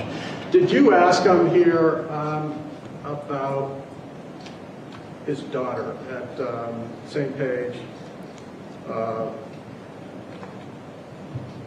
line 9? Oh, excuse me, no, yeah. Yeah, so on line 7, I asked, was he making any movements towards your daughter at that point? And what was his answer? No, he threatened me again, was just threatening me and I'm going to kill you and your family. Okay. Then let's get to that, the threat. It seems like you've asked multiple questions about the threat. I'm going to go back to 36, which is the first description of this. You've asked him. They don't want to play the video because it has parts they don't like. If he sees any weapons in his hands, and then at line 15, 16, it seems like you're now getting into the threat. Yes. Can you indicate this line of question? Yes, so I asked him, sneakers, okay, so he's coming at you yelling. Can you make out anything he's saying at this point? And how did Mr. Levesque respond at line 18? Yeah, he said, if you put that fucking snow at the end of my fucking driveway, I'm going to fucking kill you and kill your fucking family. And did you ask, kind of any certainty or how specific that was? Can you give us the follow-up from that? Yes, I asked him, okay, and just to make sure that we're not paraphrasing, is that the, and he responded, yeah. And can you go on? What term does he use to describe it? He describes it verbatim. Is that his word? Yes. And on line 37, too, does he continue to confirm that those are the terms? Yes, he says exactly what he said.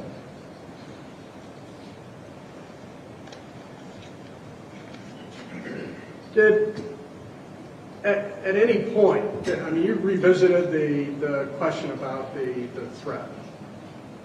Yes. Did, at any point, did it change to be more specific, say, towards Kira or daughter or anything like that, other than beyond, first, if you move the snow, I'll kill you and your family? Yeah. Did it ever change? From what I recall, it was the same conditional threat throughout.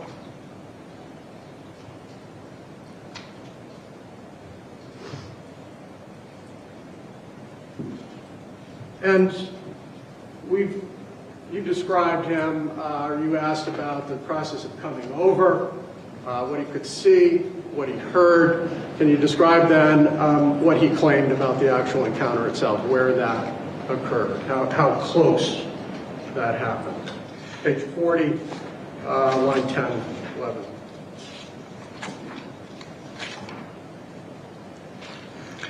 So I asked him, okay, and if he and if he reached out and put his hand on your shoulder, was that close, or, and he responded, closer. And what did you say? So I asked him again, closer, and he responds, because was literally his nose was touching my face. And does he reiterate what was said when they were literally nose to nose or face to face? Yeah, he reiterates, if you put that fucking snow there, I'm going to fucking kill you. Put that fucking snow there? Did Mr. Levesque ever indicate what snow is going where? I don't recall as far as specifics. I'd have to refer to a specific page if you have a reference. And did it ever deviate from if you put snow somewhere, then I'm going to kill you and your family? No, to my knowledge, it was still all a conditional threat throughout.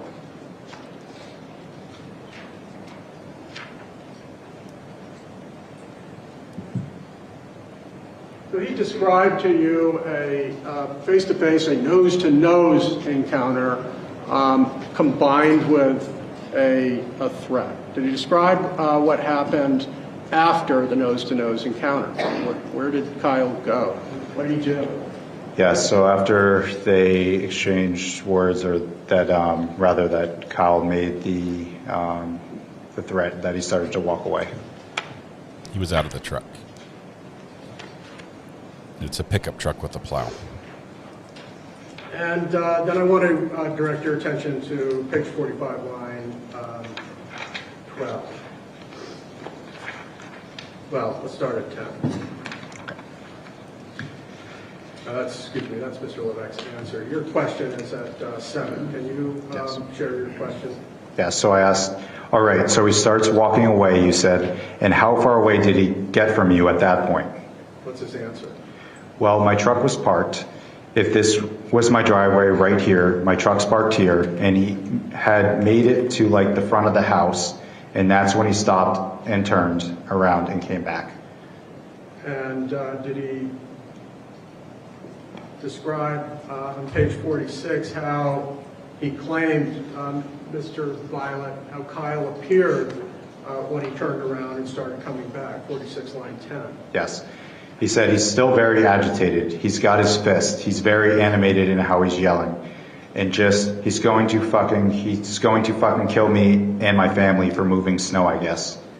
And he claims at this point, while Kyle is in front of 43, that he's yelling these things, correct? Yes. And at this point, did you yet have the audio from 43 and from across the street? We did not have the video or the audio at that point, no.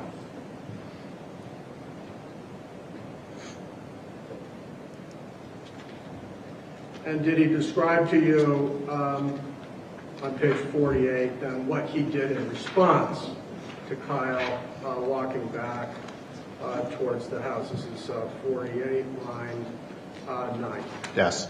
Well, can you just share your question on line 8? So I asked him what happened next, and Levesque responded, when he started coming back at me again, I didn't want to I went and drew my firearm and I pointed it at him.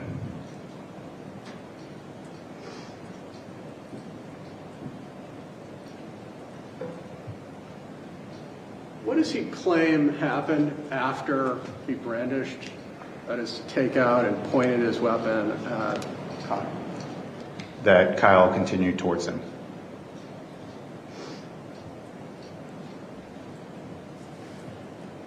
Well, can we be more specific? Line 13, same page.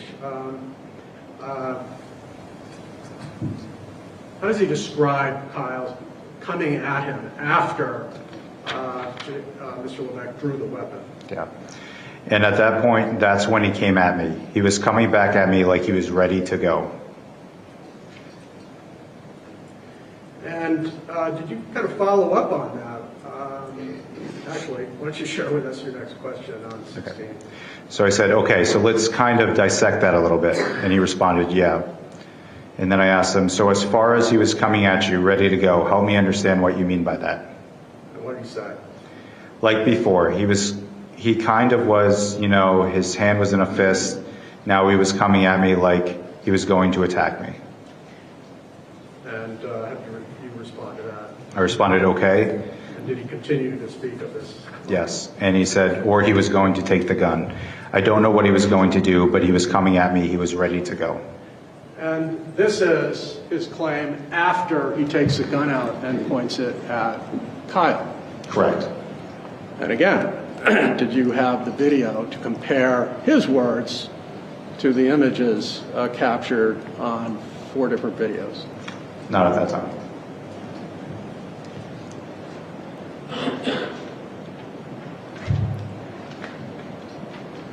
Spoiler alert, it doesn't match up with the video. Did you try and get even more detail on this notion of Kyle coming at Jason with his pointed weapon in terms of how he was able to infer that he was going to be attacked? Yes, there would have been follow-up questions to that, yes. For example, a follow-up question on line 3. Yeah, so I asked him, okay, and what makes you think that? And he responded, I don't know how to describe that. But I'm sure if you saw somebody coming, you can tell if someone's coming at you and they're going to attack you. But if they're coming they want to take something from you or hurt you or whatever.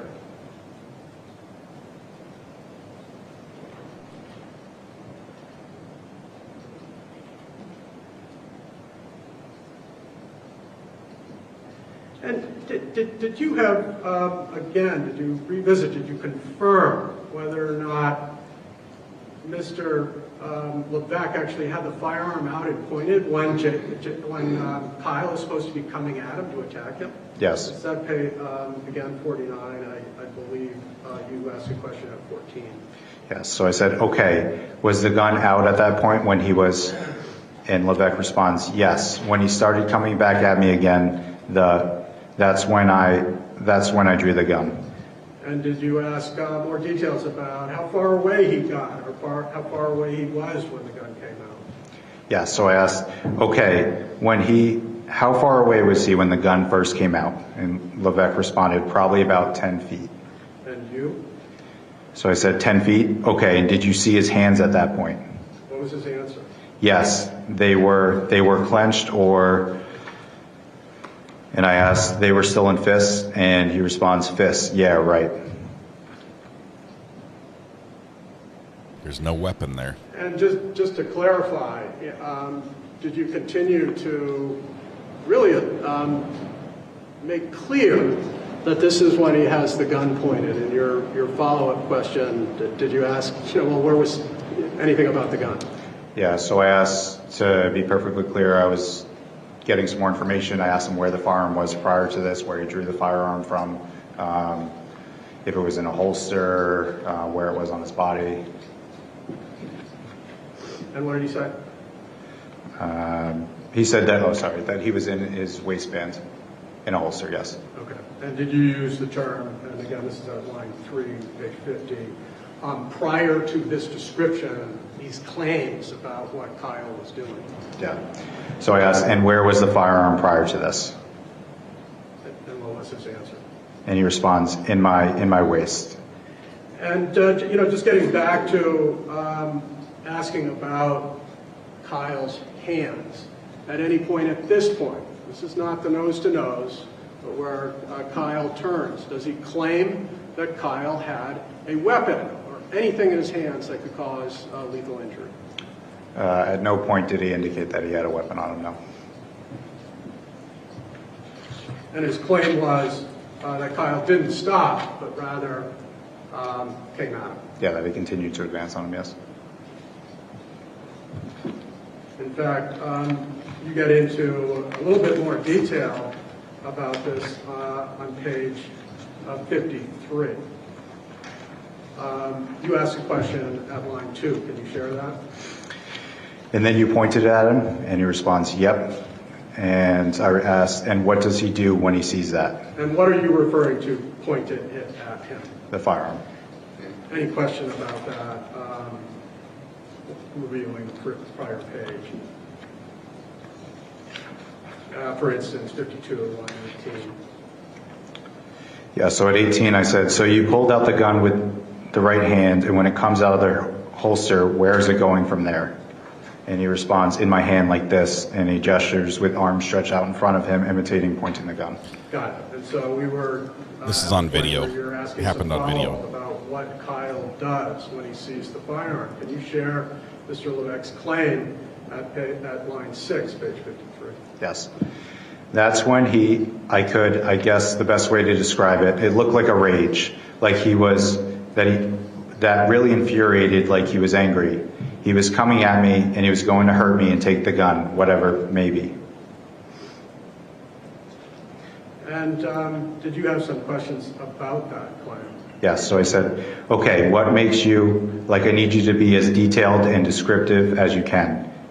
And he responds, I saw him come at me, like the look in his eye, like he was angry, like he was pretty much gave me a look like it's you or me. And did he describe how quickly, after the firearm is produced and pointed at him, how quickly Kyle continued to approach him? Yeah, so I asked him, and how was, I guess, his pace towards you? And he responded, he was coming at me right at a pretty fast rate. So then I asked him, did that change at all from before the firearm was drawn? And he responds, yeah. And what's your next question? All right, so he walked, and Levesque responds, he quickened when I drew the firearm. And your next question on 54. So I asked again, okay, so he went towards you faster, and he responds, yes. And I finished my question, once the firearm was drawn, okay, how was it prior to the gun being, I know it was slower, but are we talking like he was walking? And Levesque responds, no, he was walking, a fast walk. All right, I'm going to ask again. You've advanced a number of pages in the transcript and sequence in terms of the narrative. At this point, when he's claiming not only did Kyle continue to walk at him after he produced the gun, but he actually increased his pace towards Mr. Levesque. Have an opportunity to review the actual video at this point. At this point now. You have an opportunity to review the actual video of how Kyle responded once the firearm was brandished or produced. Sorry, can you repeat that? Did you have an opportunity to view this moment when how Kyle responded in the video when Jason brandished or pointed the firearm? No, as I had not had the video, access to the video at that point.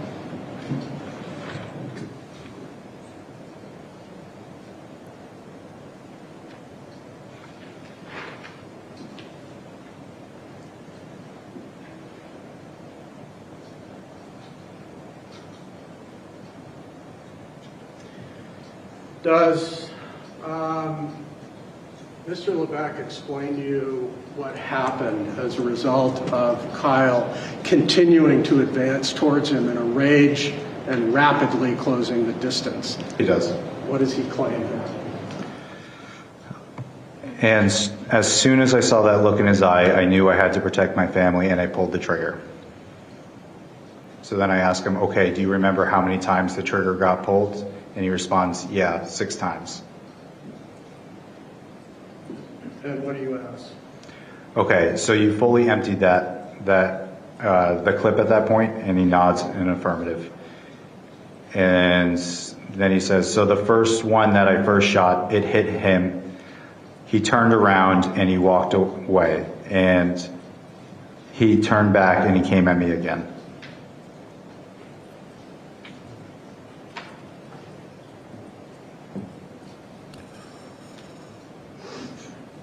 Not on video. I'm sorry. He said that after he fired the shot, he continued to come at him? Yes. Sorry. So the first one that he shot, it hit him. He turned around to walk away, is what he said. Okay. And then what happened? He's walking away? So he's walking away, and he said that he turned back and to come at him again at that point. All right. Do you continue to follow up on that claim on 55 line 2 and 3? Yes. So I said, all right, so you said that he turned to walk away, and is that where you said after the first shot? And he responds, mm-hmm. We had talked earlier about you looping back later to the same topic, same subject.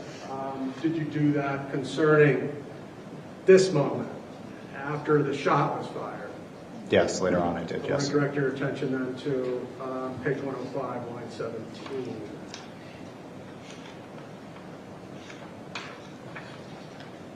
So what was that page reference, counsel? I'm sorry.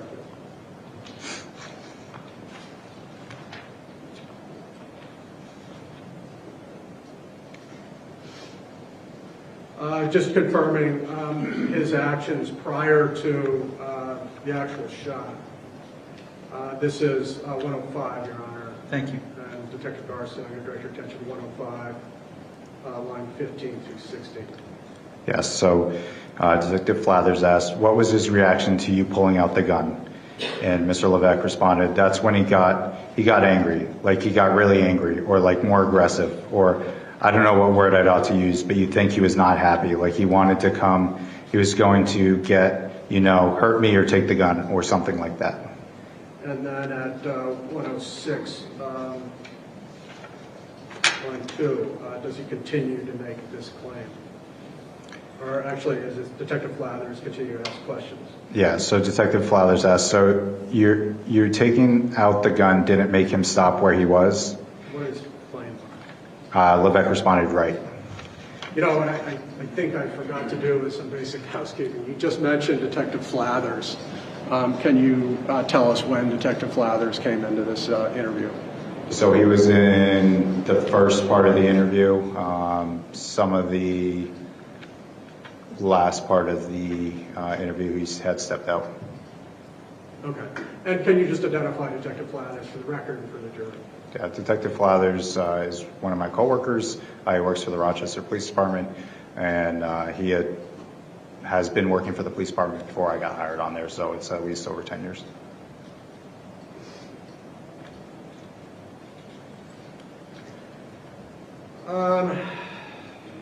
Let's talk then about your inquiry concerning the it was a 9mm. You talked about brandishing a firearm and his claims about Kyle's response to that.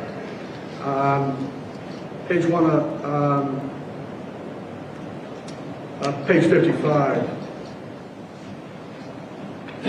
Okay. 17. you ask a question concerning the actual gunshot. Yes.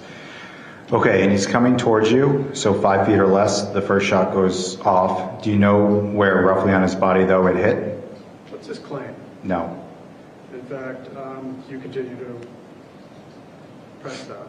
Yes, so I said, okay, do you know if it actually physically hit him, the first shot? And he responds, I think so.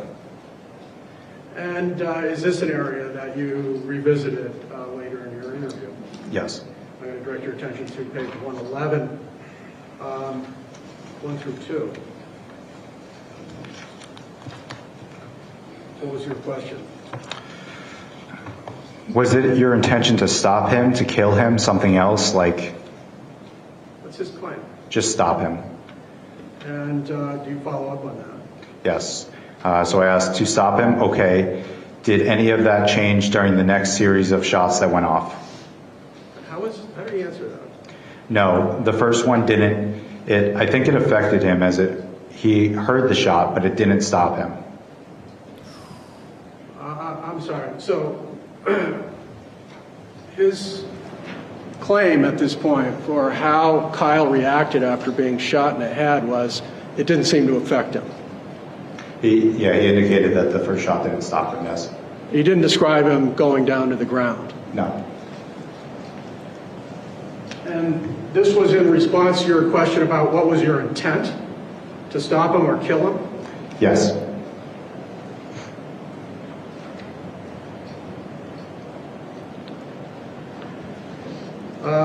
Page 54, this appears to be also in the same area of inquiry.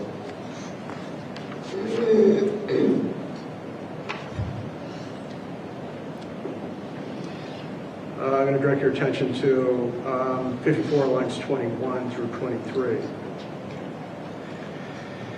So Levesque says, so the first one that I first shot, it hit him. He turned around to walk away, and he turned back and he came at me again. Okay, we had just visited that, and so now he's indicating that he had struck Kyle with the first shot, but actually describes him walking away and then turning around and coming back at him. Am I understanding that correctly? That's what he indicated at that time, yes. Does he describe him going down on the ground and crawling away? Not during the initial interview, no.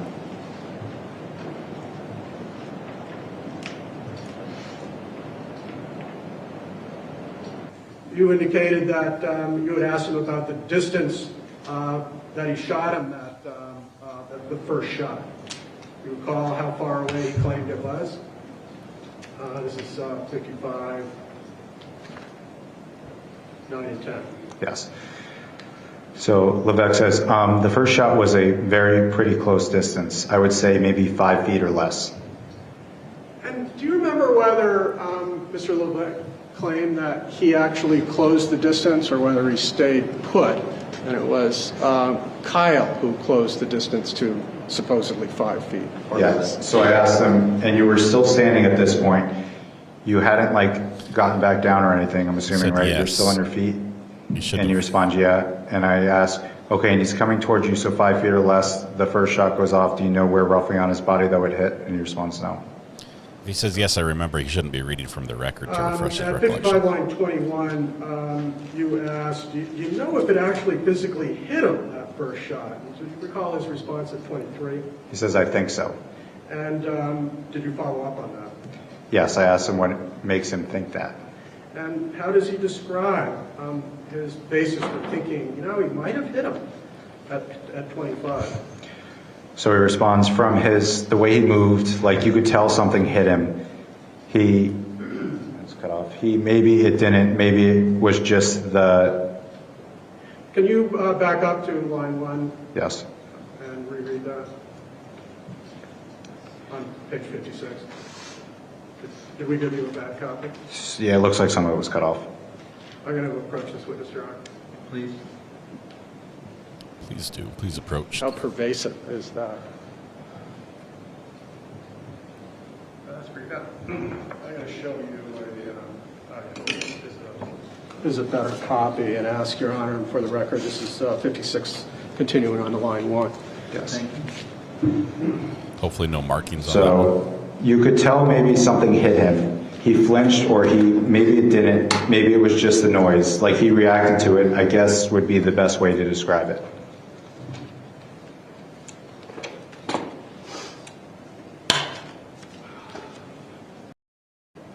And that's according to Mr. Levesque's point. And he added, maybe it was just the noise that he was responding to? Yes, he said maybe it was just the noise, like he reacted to it. So from his claim of being 5 feet away and discharging the firearm, he doesn't indicate, yeah, I shot him in the side of the head and he fell to the ground.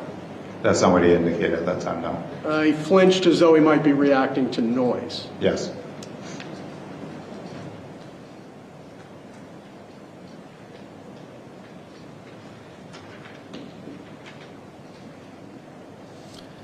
He describes the flinch. The video shows him falling to the ground immediately.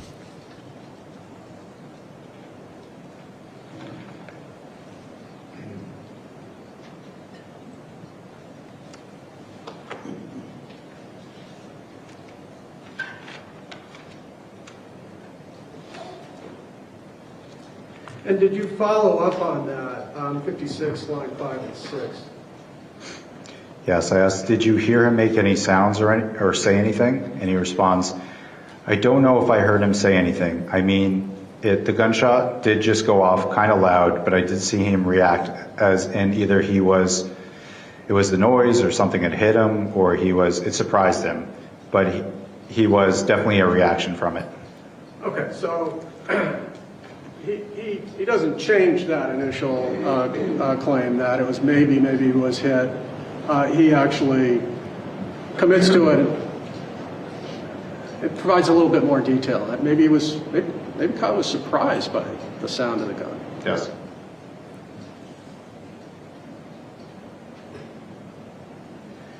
And did you follow up and ask, more about Kyle's reaction to this gunshot going off? Yes, I asked, okay, does he stay on his feet? And Levesque responds, yeah. Okay. This is in reference to the first gunshot going off. And he's described his reaction to it as maybe being surprised, maybe surprised by the noise. But you ask physically, what does Kyle do? And his claim was Kyle stayed on his feet after being shot? That's what he indicated, yes.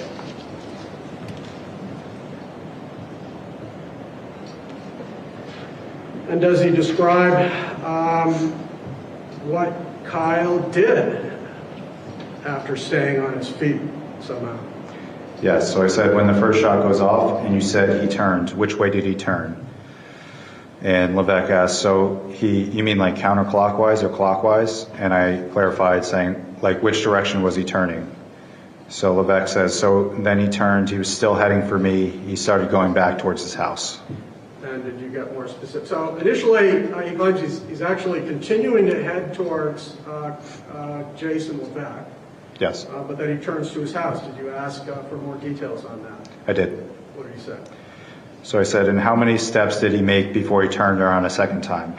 He responds, one, a couple. So I said, so he went a couple of steps, and then did he say anything or do anything, or just kind of turned his body around? And he responds, he turned his body back around. And he turned his body back around. His claim is that he turned his body back around towards towards Jason. Towards Mr. Levesque, yes. And let's focus in on what he claims happened next. This is 57, line 3. Yep. So Mr. Levesque says that he turned his body back around. So I ask, all right, and then what happens? And Mr. Levesque responds, and then I unloaded the gun. So this claim is that Kyle, after being shot, turns back towards Jason on his feet before the next rounds of ammunition, the next 5 rounds go up. Correct. Didn't it say anything about him being on the ground? Not at that time, no.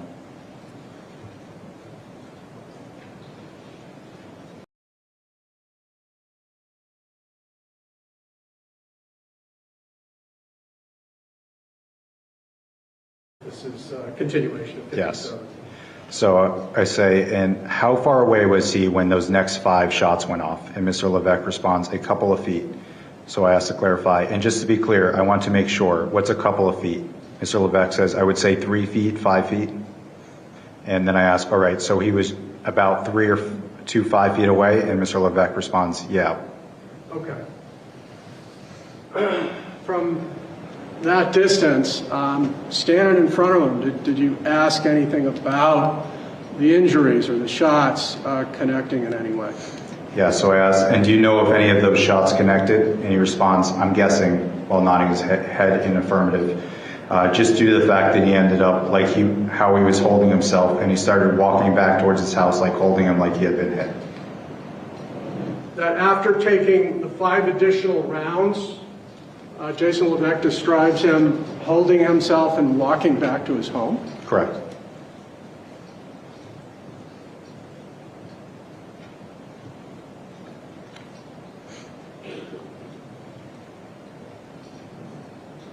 Victim survived in this one. The victim is not Did you testified. ask any follow-up for detail on that claim? Yes, so I said, okay, where was he holding himself? And Mr. Levesque responds, I believe on his abdomen. So I ask him his abdomen, and Mr. Levesque responds, yeah.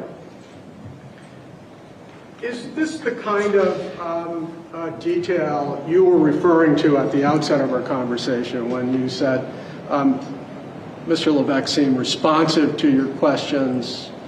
Yes, he was able to answer questions asked in multiple different manners and provide fine detail as well. Did he ever say, you know, look, I don't even know what you're talking about anymore about firing the gun or where he was positioned? Did he ever invoke to you, this basic confusion, I'm too tired? Later on in the interview, when he did ask to put his, to think for a minute, to have a moment, and where he put his head down, but then he was able to clarify. But at that point in the interview, no. Was that after you shared the fact that investigators were looking at video? That we indicated that we had finished the initial investigation, that we had spoken witnesses, that we had video, yes.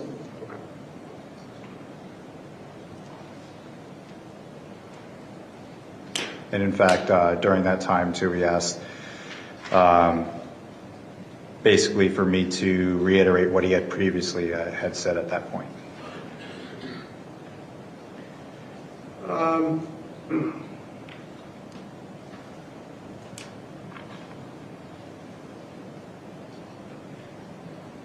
Just to continue on the detail associated with him holding his abdomen after being shot 5 additional times. Did you ask some follow-up questions for detail? Page 58, for instance, lines 4 to 5.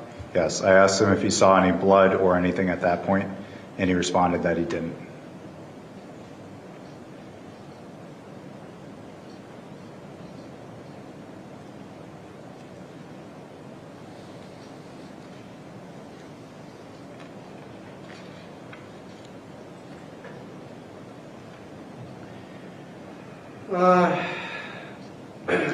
Couple of follow-up questions.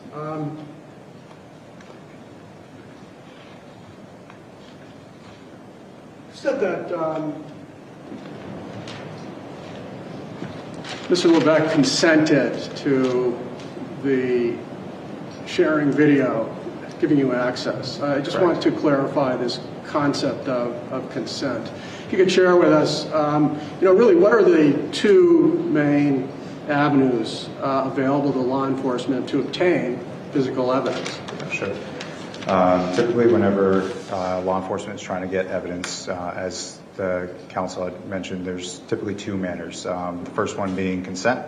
So someone can voluntarily provide consent as long as they're the owner of the property or have some sort of constructive ownership of the property. The other one being a search warrant. So we basically ask for a permission slip from the judge granting us permission to either search or seize some property. And so consent, is this something you're familiar with utilizing, not in this case, more broadly speaking, as a tool to enhance investigations? Yes, we get consent all the time in cases from both victims, suspects, witnesses, from a good amount of people throughout the course of investigation. Let's focus on suspects. What's your experience in suspects of crimes granting you consent that subsequently leads to damning or incriminating evidence? Can we approach, please? Not sure what regarding the consent the defense is going to object to this on, but now going into the fact that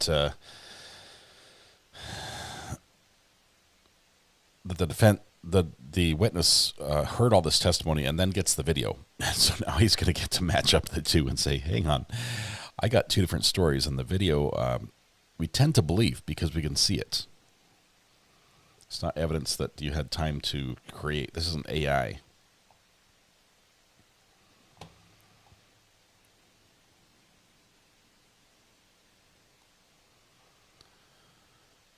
Let's see. Oh yeah, for sure. This footage was, the judge would get that in a heartbeat.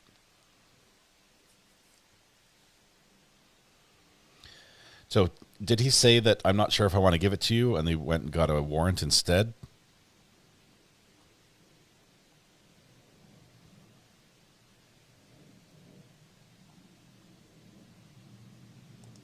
Did he change his story? I think he lawyered up.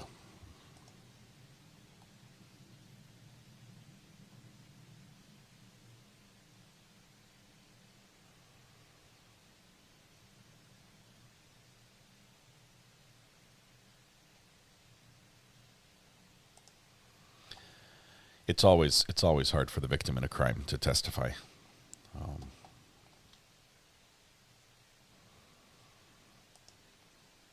Defense says he volunteered and cooperated. I thought he hesitated, though.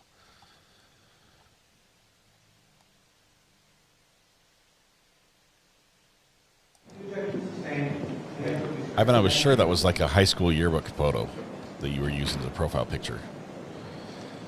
Draw me at Hugh Hefner's house. That's what we got. Nice. Okay.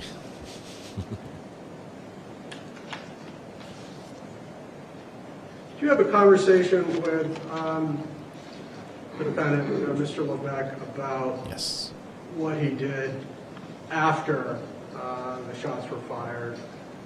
Yes. And I'm going to direct your attention to page 61.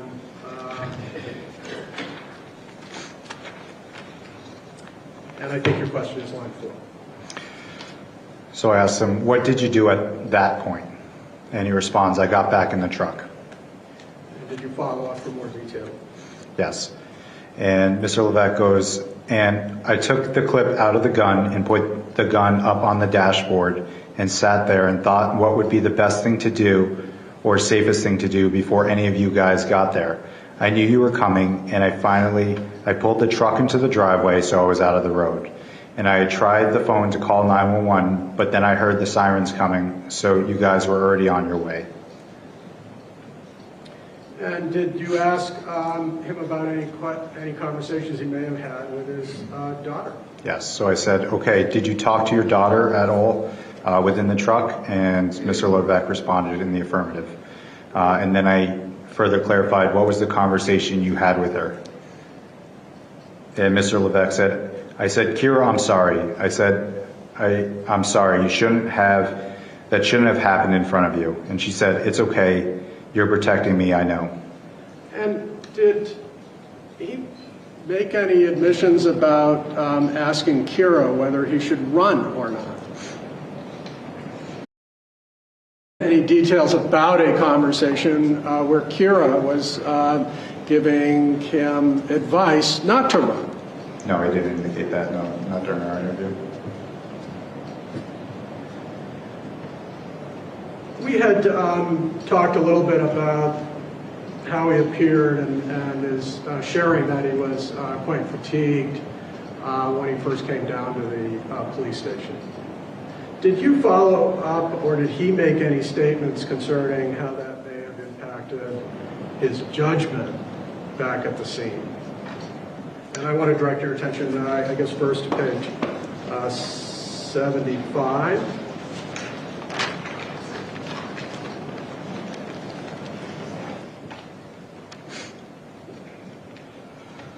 So Flathers asked, yeah, worked 24 hours, and Levesque responded, yeah, and I was up all day the night, and I was up all day the day before because they didn't call me till 6 o'clock to say that I was going in at 10. And on line 13, did he indicate how that may have factored in at all? So he responds, yep, maybe that's why I was laying down. Maybe it's just I've been overwhelmed. I don't know. I'm sure that it probably has something to do with my, probably making a bad decision and not thinking clearly. A bad decision and not thinking clearly? That's what he said, yes. And does he make any references to that? Again, I'm going to direct your attention to page 150, line 12.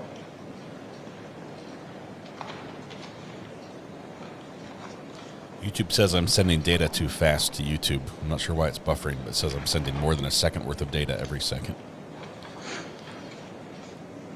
So at that point in the interview, Mr. Levesque says, if I wouldn't have been up that long, it probably would have had a different outcome. I don't know. Who knows? If he hadn't been tired, he wouldn't have shot Kyle? That's what he was expressing, how I took it at least. No, Ivan, it means I need more. It means there's something else out there. Yeah, we lost audio. As you know, attorneys assist you like this in public. Okay. Thank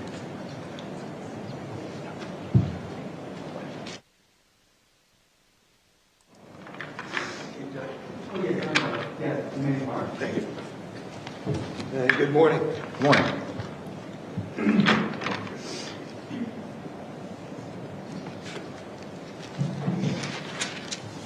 Karen Reed hearing is over.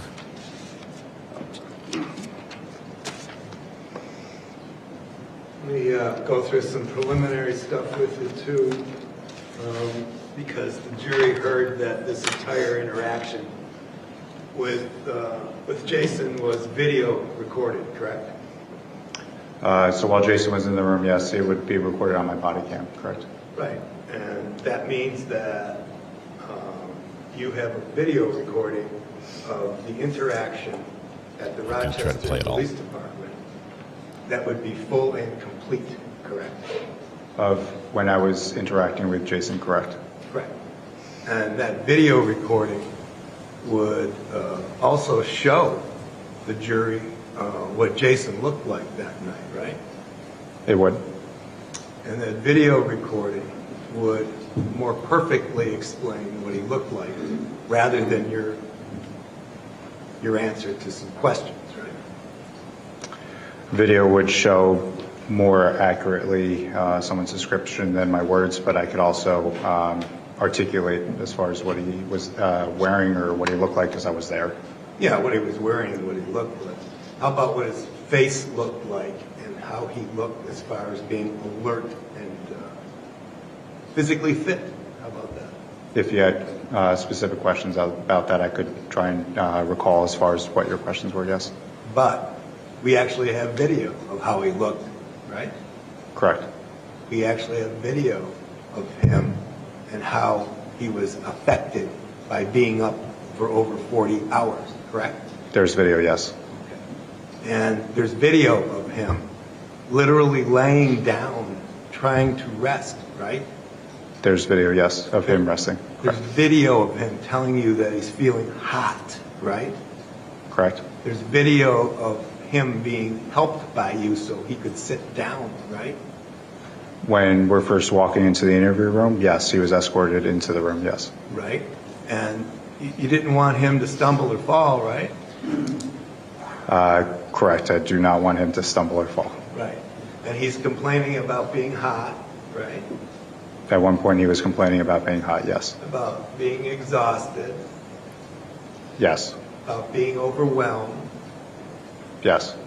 And in fact, you're concerned to the point, before we're getting into any of this question and answer, about whether EMS should be called, right? Yeah, so obviously whenever we have someone in custody, there's a concern about liability. So if there's any concern about someone makes an expression that they're, tired or shaky, we'll at least offer up EMS. Whether or not they take it, as long as they're competent, they're able to make that decision for themselves. And he did express that he was tired, right? Correct. That he was shaky, right? Yes. That he was dizzy. Yes. That he needed to lay down. He has to lay down, yes. Right. And he did say that he was confused at times, didn't he? Confused, I'd have to look at a specific reference if there was.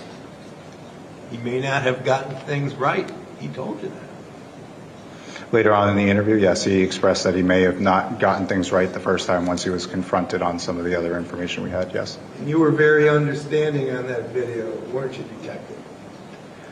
So, yes, as part of the interview process, we are trained basically that you get more information by being able to talk to people. If you're coming at someone a little bit harder, you're less likely to get information. No, yes. That's very understandable, but it's also understandable that he was going through some trauma at the time, too, right? Trauma? You suggested he was going through trauma, that it was a traumatic experience. Sure, of course it would be a traumatic event for anybody for a gunshot to go off and shoot somebody. Right. All right, so let's go through this a little bit. We've got a video that would more clearly and specifically express his mental state, right? The video would be able to show basically how he was that day, yes. Right. His physical and mental situation at the time of the interview, right? It would be able to show how he was that day, yes. Yes, and it would be specific with regard to some of these questions that were asked by the prosecution, right? It would be the same answers and responses from the transcript, but yes, it would be specific. Well, there'd be a heck of a lot more questions than answers, wouldn't there? Yes, it would be the entire interview, yes. Yeah, the entire thing could be shown to the jury and they would see the whole thing. No objection. That's the seed he planted earlier to the jury. We'd like all of this to come in. The point is, defense can't bring it all in unless it falls under that rule of completeness, and since they didn't bring any of the video in, I don't think they can bring the rest of it in. They might be able to go as far as to get some components of the testimony in, but I think the state did a great job asking questions that did not open the door for any of that what happens before testimony. Defense is trying to argue his point here. I think the state's pretty confident that they're going to win this one, as they sort of won the preliminary already with the judge. The bailiff is spinning around, looking outside. Apparently there's nothing he has to do in the courtroom right now. Beautiful weather out there.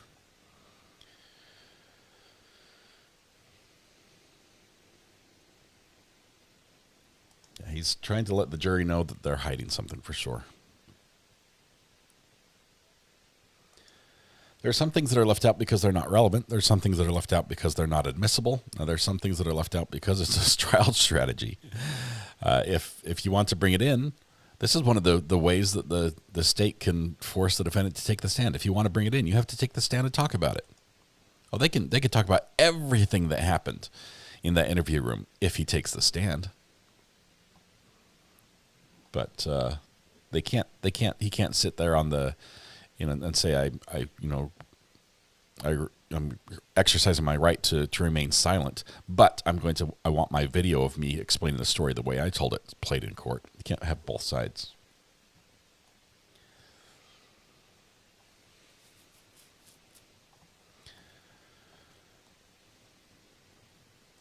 Trial, so I don't think it's an issue.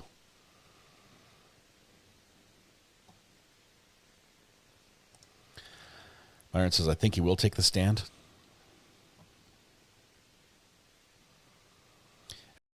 That night.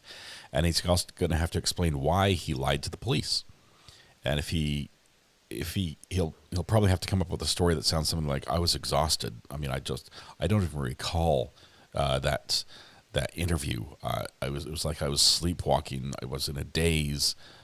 You'd have to basically say, I have no idea where that came from. that was just, me being sleep deprived in a traumatic situation.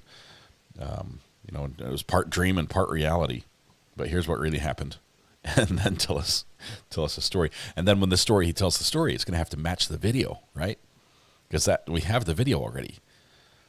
So there are parts that match up, but there are other parts that he has to correct.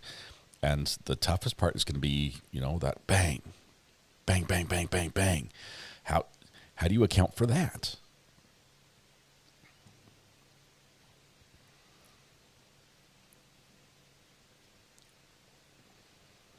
Snowplow drivers generally have a contract in place long before the snow falls. They rarely take orders during a snowstorm. They'll probably have landscaping and snowplow work lined up if they do the dual business, which often they do. And then when snow falls, they're just responsible for clearing all their clients' properties, and it's just nonstop work. As soon as it starts falling, you're plowing and you're going through and plowing, and you just go until you're done.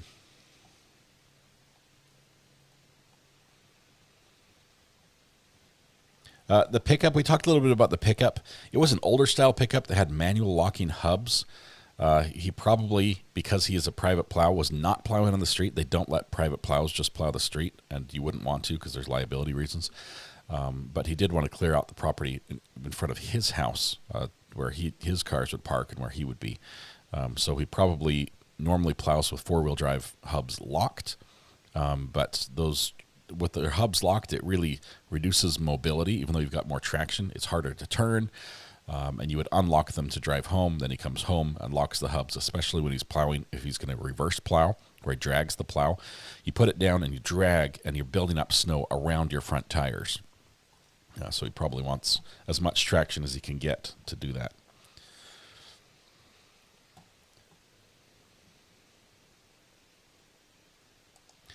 Marian, I can see him claiming exhaustion for the statements to police, but not so much exhaustion for the 5 shots. You can't just say I was tired. Oops, I tried to kill somebody. That doesn't work.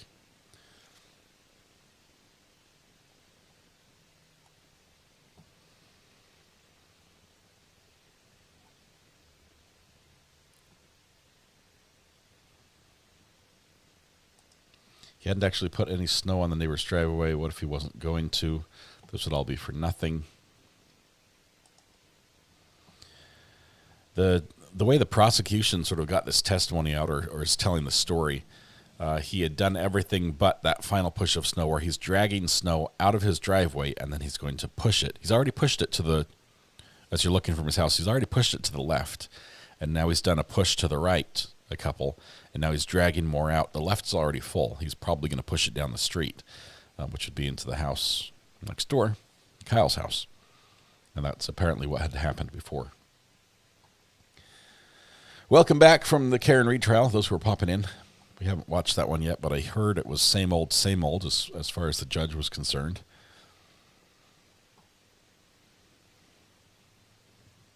Imagine if this goes much longer, the judge might dismiss the jury, because it has been over half an hour since their last break, and he's quite generous with break times. Amber, we understand your meeting was with Karen Reed. We understand.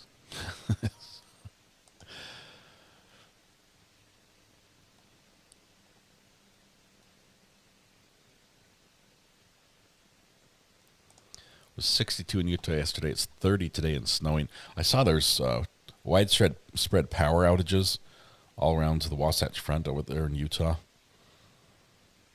That's a bunch more snow moved in. Winter's not done. I'm just giving you a hard time, Amber.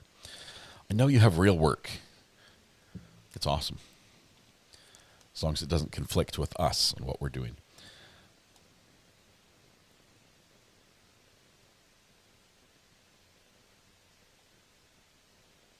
Kathy, what are you making for your bake class? Do share the recipe.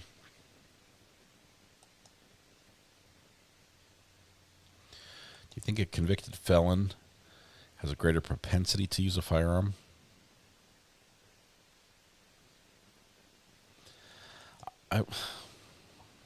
I don't think the two go hand in hand. I mean, somebody who's resorted to a firearm for self-defense before is probably more likely to resort to it in the future. Yes. But the felon status,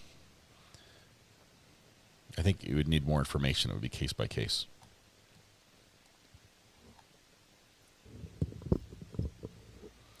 Oh my goodness.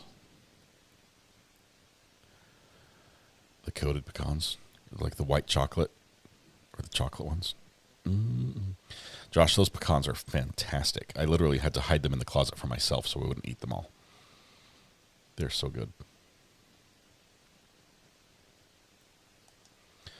I bake bread every week, mill my own flour from wheat. That is awesome. We've got a mill that Mrs. R.A. uses. It's called a whisper mill, which means it sounds like a jet engine when it's going. You fire that thing up, it's like the turbo. It's just like, it screams. Oh man, it goes so fast. But it makes, when the flour is all freshly ground and hot, it comes hot out of the, yeah, that's good stuff.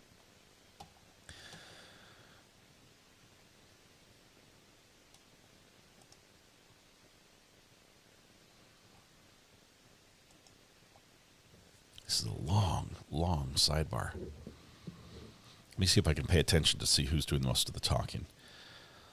Look like State is now continuing to argue. State's smiling. Looking at the clock, looks like we're going to get a break. Judge says, yeah, it's break time. Go sit down. I'll dismiss the jury. We'll hash this out. The objection is sustained. At this point, ladies and gentlemen, I am going to instruct you that there are circumstances and times when there is potential evidence or information that the jury is not always allowed to see because of various rules of evidence. And the mere fact that there might be some evidence that you have not been able to see, you should not draw any inference from that fact. Questions as to the admissibility of evidence and what evidence comes in or doesn't come in is for the court to make. Those are decisions that I make based upon the law. And so you're not to draw any inference one way or the other from that fact. Attorney Sisti, you may continue with your questioning. Thank you. So let's start from the beginning of your interaction with Jason. You described escorting him into the station and taking him to a specific room. Yes. And you went up an elevator, I guess, to that specific room? Yes, we took the elevator from lower booking up to the ISP interview room. And right at the beginning of this particular interaction, Jason described to you that he was dizzy. He indicated during the elevator ride that he was getting dizzy, yes. Yes. And this would have been at or around, what, 10:30? Somewhere around there, yes. Shortly after the shooting incident. Correct. And he says he's dizzy, and that was just when you started. When we started what, sorry? Talking to him. Talking to him? We didn't talk to him about specifics at that point. We were just bringing him into the room, get acclimated, build rapport at that point, yes. Yeah, it was the first contact you had with him. He's already telling you that he's dizzy, right? Yes, that's why I asked him if he would like EMS. Right, and it was at that point in time you asked whether or not EMS should be called in, right? I asked him if he would like EMS, and he indicated no. You told him that it's not unusual, right, that in fact his body is reacting to stress. Correct. And let me just ask you as an aside, have you been involved in any officer shootings? Anything, Spell check, gotcha, Ayden. Contraption. I've been on scene for one, but I wasn't directly involved with it, no. I mean, let's go right to it. Have you ever discharged a firearm during the course of your service? No. Not at somebody, I'll say that. I've discharged it as part of training and as annual qualifications, those kind of things. Right, but never during a situation where it was discharged and actually a round struck a human being. No. And even in your business, as trained police officers, you know for sure that your body would react in such a situation. Correct. And in fact, in your situation, the policy is there's a cooling off period before you make a statement. I'd have to look at the policy. What do you mean by cooling off? Judge, I'm going to object to relevance. Objection sustained. Objection to relevance was sustained. You haven't been involved in an officer-involved shooting, right? I have not been directly involved in an officer-involved shooting, yes. But you sympathize with Mr. Levesque that he would be experiencing stress, right? Sympathize might not be the correct word. I'm doing an interview. I'm trying to build rapport, yes. Well, you're trying to, doing a couple things. You're trying to, establish rapport, but you're also trying to make sure he's okay. Yes. Then you go over some medical stuff with him. You want to know whether or not he has any pre-existing medical condition? I asked him at one point in the interview, yes, if he had any pre-existing medical conditions. And you want to make sure he's sitting down so he doesn't fall, right? For safety purposes as well, yes. I would like for him to sit down or lay down, not be on his feet. And without him even asking, you offered him some water so he can relax, right? For him, water, coffee, food, it's part of my training for interview and interrogation. As far as that, you typically, especially if someone had been out working all day, you want to make sure that they have access to bathrooms, access to food, that we're not treating them unfairly. Yeah, we don't want to do that. Did you do 420? Thank you very much. The other thing is that... Welcome, 13th jurors. Good to have you here. Again, as the prosecution said, the food that was offered was pretty minimal, right? It was a beef jerky stick and candy. That's all Flathers was able to come up with while I was Slim with Jim. Jason. That's not beef jerky. Let me ask you, do you know what he had eaten over the past 40 to 42 hours? I don't know, no. Isn't that something you generally ask to make sure that he's okay? Again, I asked if I offered him food and water. As far as generally, I don't know if I've ever asked somebody when the last time you've eaten on an interview. When's the last guy that you interviewed that had been up for over 40 hours? I don't know if I've been in this unique circumstance before as far as interviewing someone that's been up. Right. That's an extreme amount of time to be up without any sleep, isn't it? You're asking someone that does shift work. It's like, this is my life.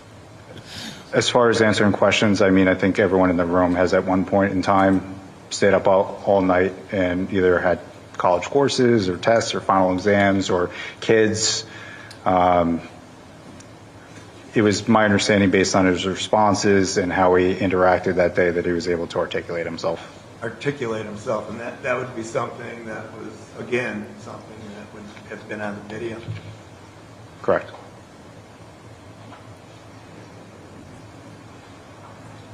You knew he had worked all day, not only just stayed up all day for 40 hours, but was working. Yes, I've worked for a plowing company before. I know what kind of work it is, yes. Right, and it can be very exhausting. Probably less so for driving the truck, but yes, it is still exhausting. Right, I mean, you don't know what else he was doing. Was he loading salt too that night? He did indicate at some point that he handled salt, yes. So he'd been in and out of the truck, right? He would have had to handle the salt, yes. You don't know if he was doing any hand shoveling either, right? I don't believe that came up during the conversation. Did you ask? I don't recall.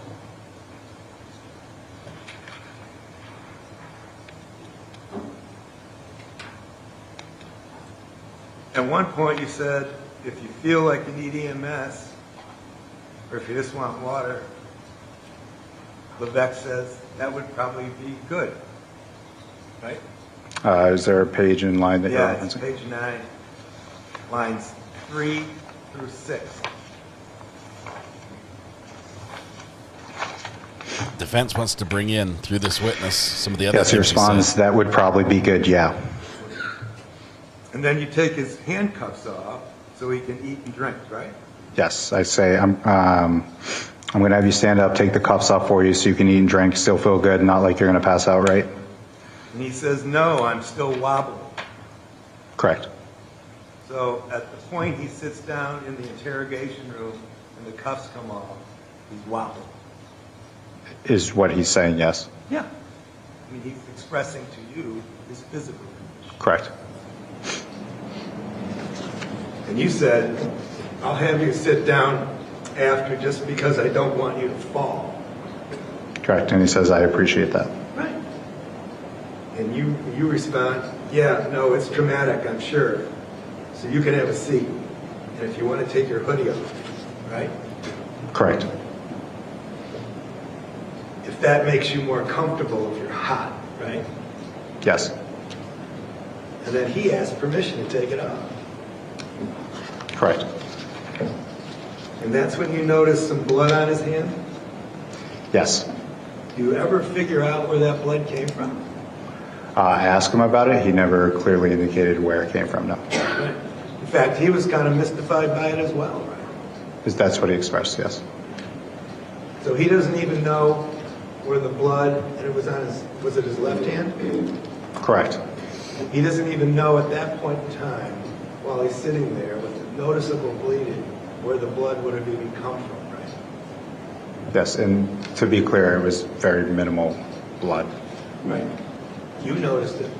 Yes. Okay. He apparently didn't even notice it. Correct. And then you drew his attention to it, right? Correct. And then he said, I don't know where it even came from. Basically. To something to that effect, yes.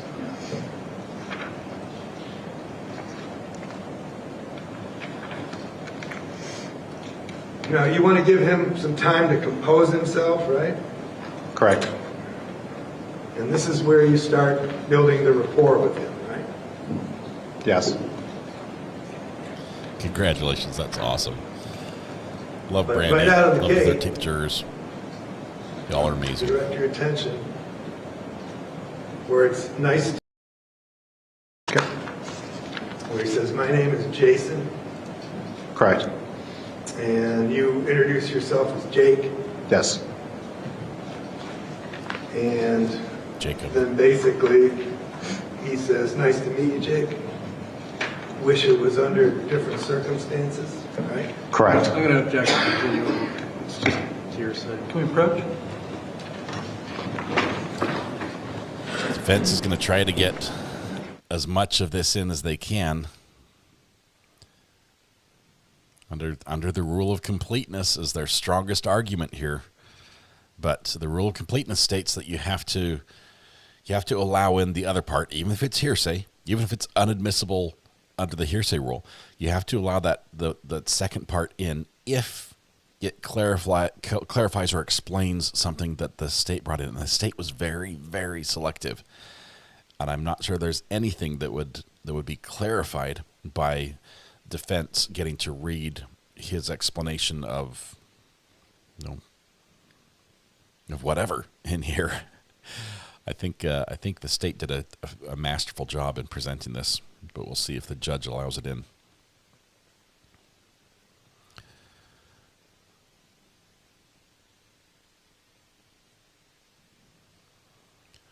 The two attorneys are actually friends outside of court. Ladies and gentlemen, it is 12:03 at this point, and we are going to take our lunchtime break.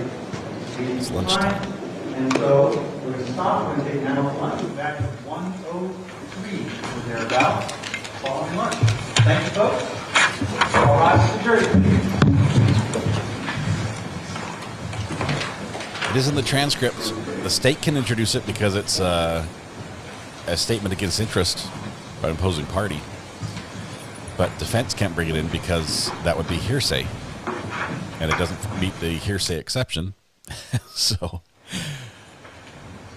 they want some of the information in, particularly in this case. The detective asked the defendant about prior interactions with the victim. What happened before? Is this the first time he's come? No, he's got a story, a back and forth of something that happened where the victim sort of confronted him again.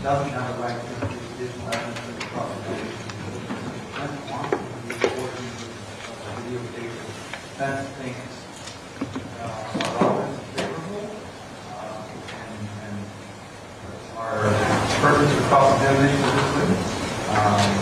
That's sort of do that. And there may be objections as to other issues with those portions of the videotape, whether it's hearsay, objection, etc. But we'll deal with those when it comes. But I didn't want to foreclose that very briefly approach. Over. Thank you.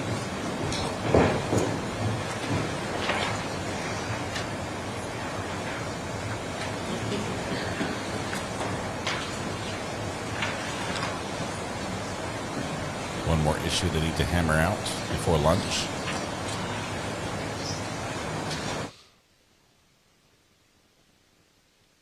I've heard that he was not supposed to have a firearm. I'm not sure if it was a restraining order or what the fact pattern was that led to that.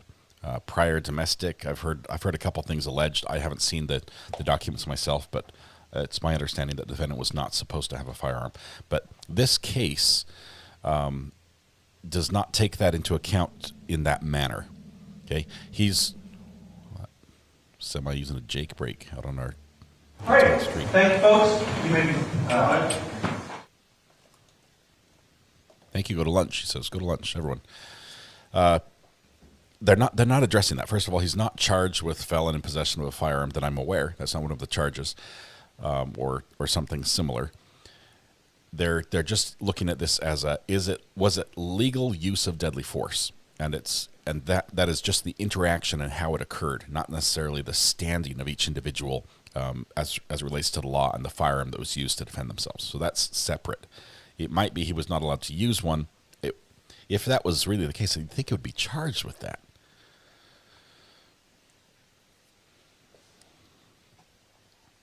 So we'll have to see. Maybe when they read the charges at the end to the jury, we might get some indication of that. Wearing handcuffs in court with a jury makes the defendant look bad, so they don't make them be shackled. He has been handcuffed, I think, throughout this. See, steak, potatoes, corn, and salad for lunch. That sounds delicious. Food for everybody. All right. Mrs. R.A. has my phone, so I can't take any phone calls. She's probably getting a spam call right now because they seem to know when I take lunch breaks. But we'll be back in the afternoon with part 2. The judge is frustrated. He actually walked by the jury's room this morning and said, "Ugh," and then looked over, and all the jury looked over at him and were giggling and laughing. And so he had to come out and tell the lawyers that he made a boo-boo, and he may have expressed his frustration with a sound in front of the jury and asked if they had any objection to that. Both sides said they didn't have a problem, which is good. That means that can't be later on a cause for appeal. And he doesn't have to apologize to the jury directly and say that actually had to do with the way the robe fits, or I'm chafing really bad under this robe or something. I don't know. He didn't have to make up a story to say that. It had nothing to do with the case at hand. Please don't consider that in any manner as to how I feel about the case or about you or about the schedule or the prosecution or the defense. But he's not going to do that again. He has learned his lesson. All right, we're going to come back after a brief hour lunch. Let's see. Schedule stream. What day are we on? We're on day 5, so we're going to be on day 5, part 2.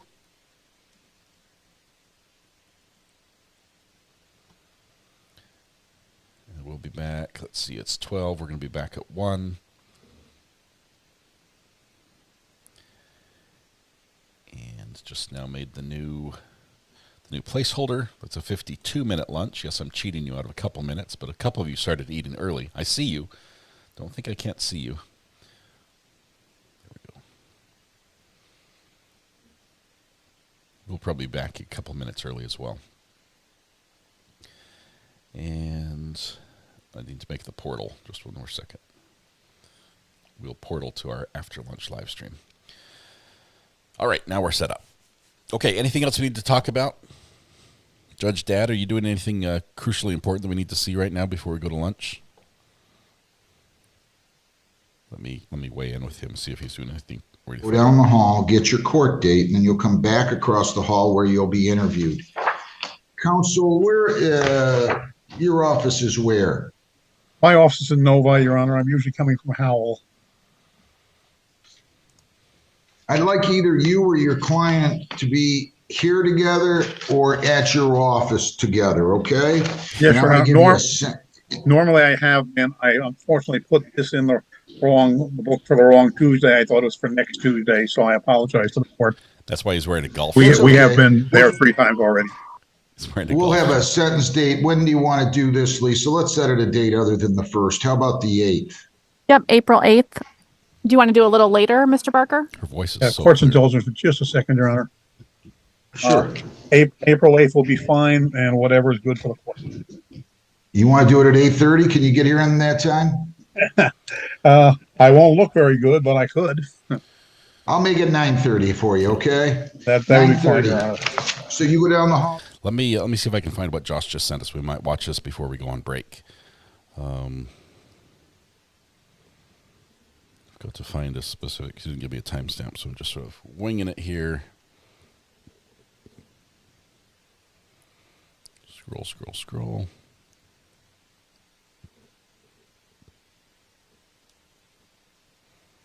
So I think we watched that one.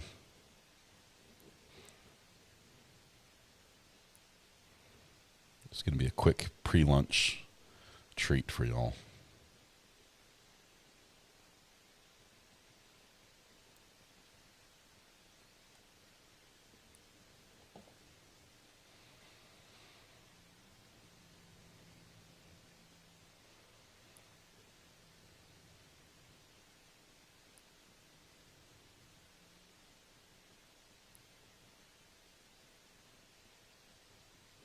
Still looking. Hang on. Trying to match up a picture. And her name is Crystal.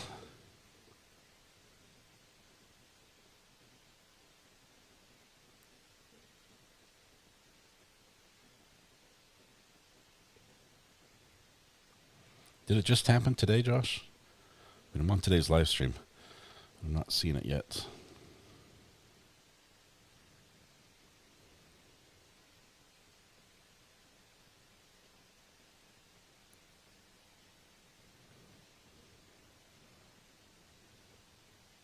I have to see it after lunch.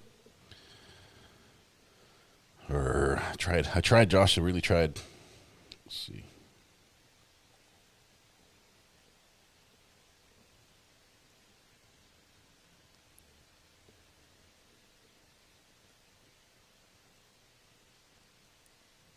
Well, it's not going to go anywhere. We'll have it after lunch.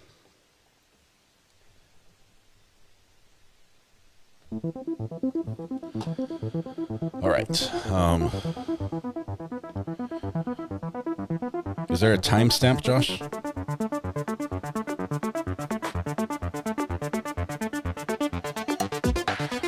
No timestamp. I can't do it. I can't search through 3 hours of video.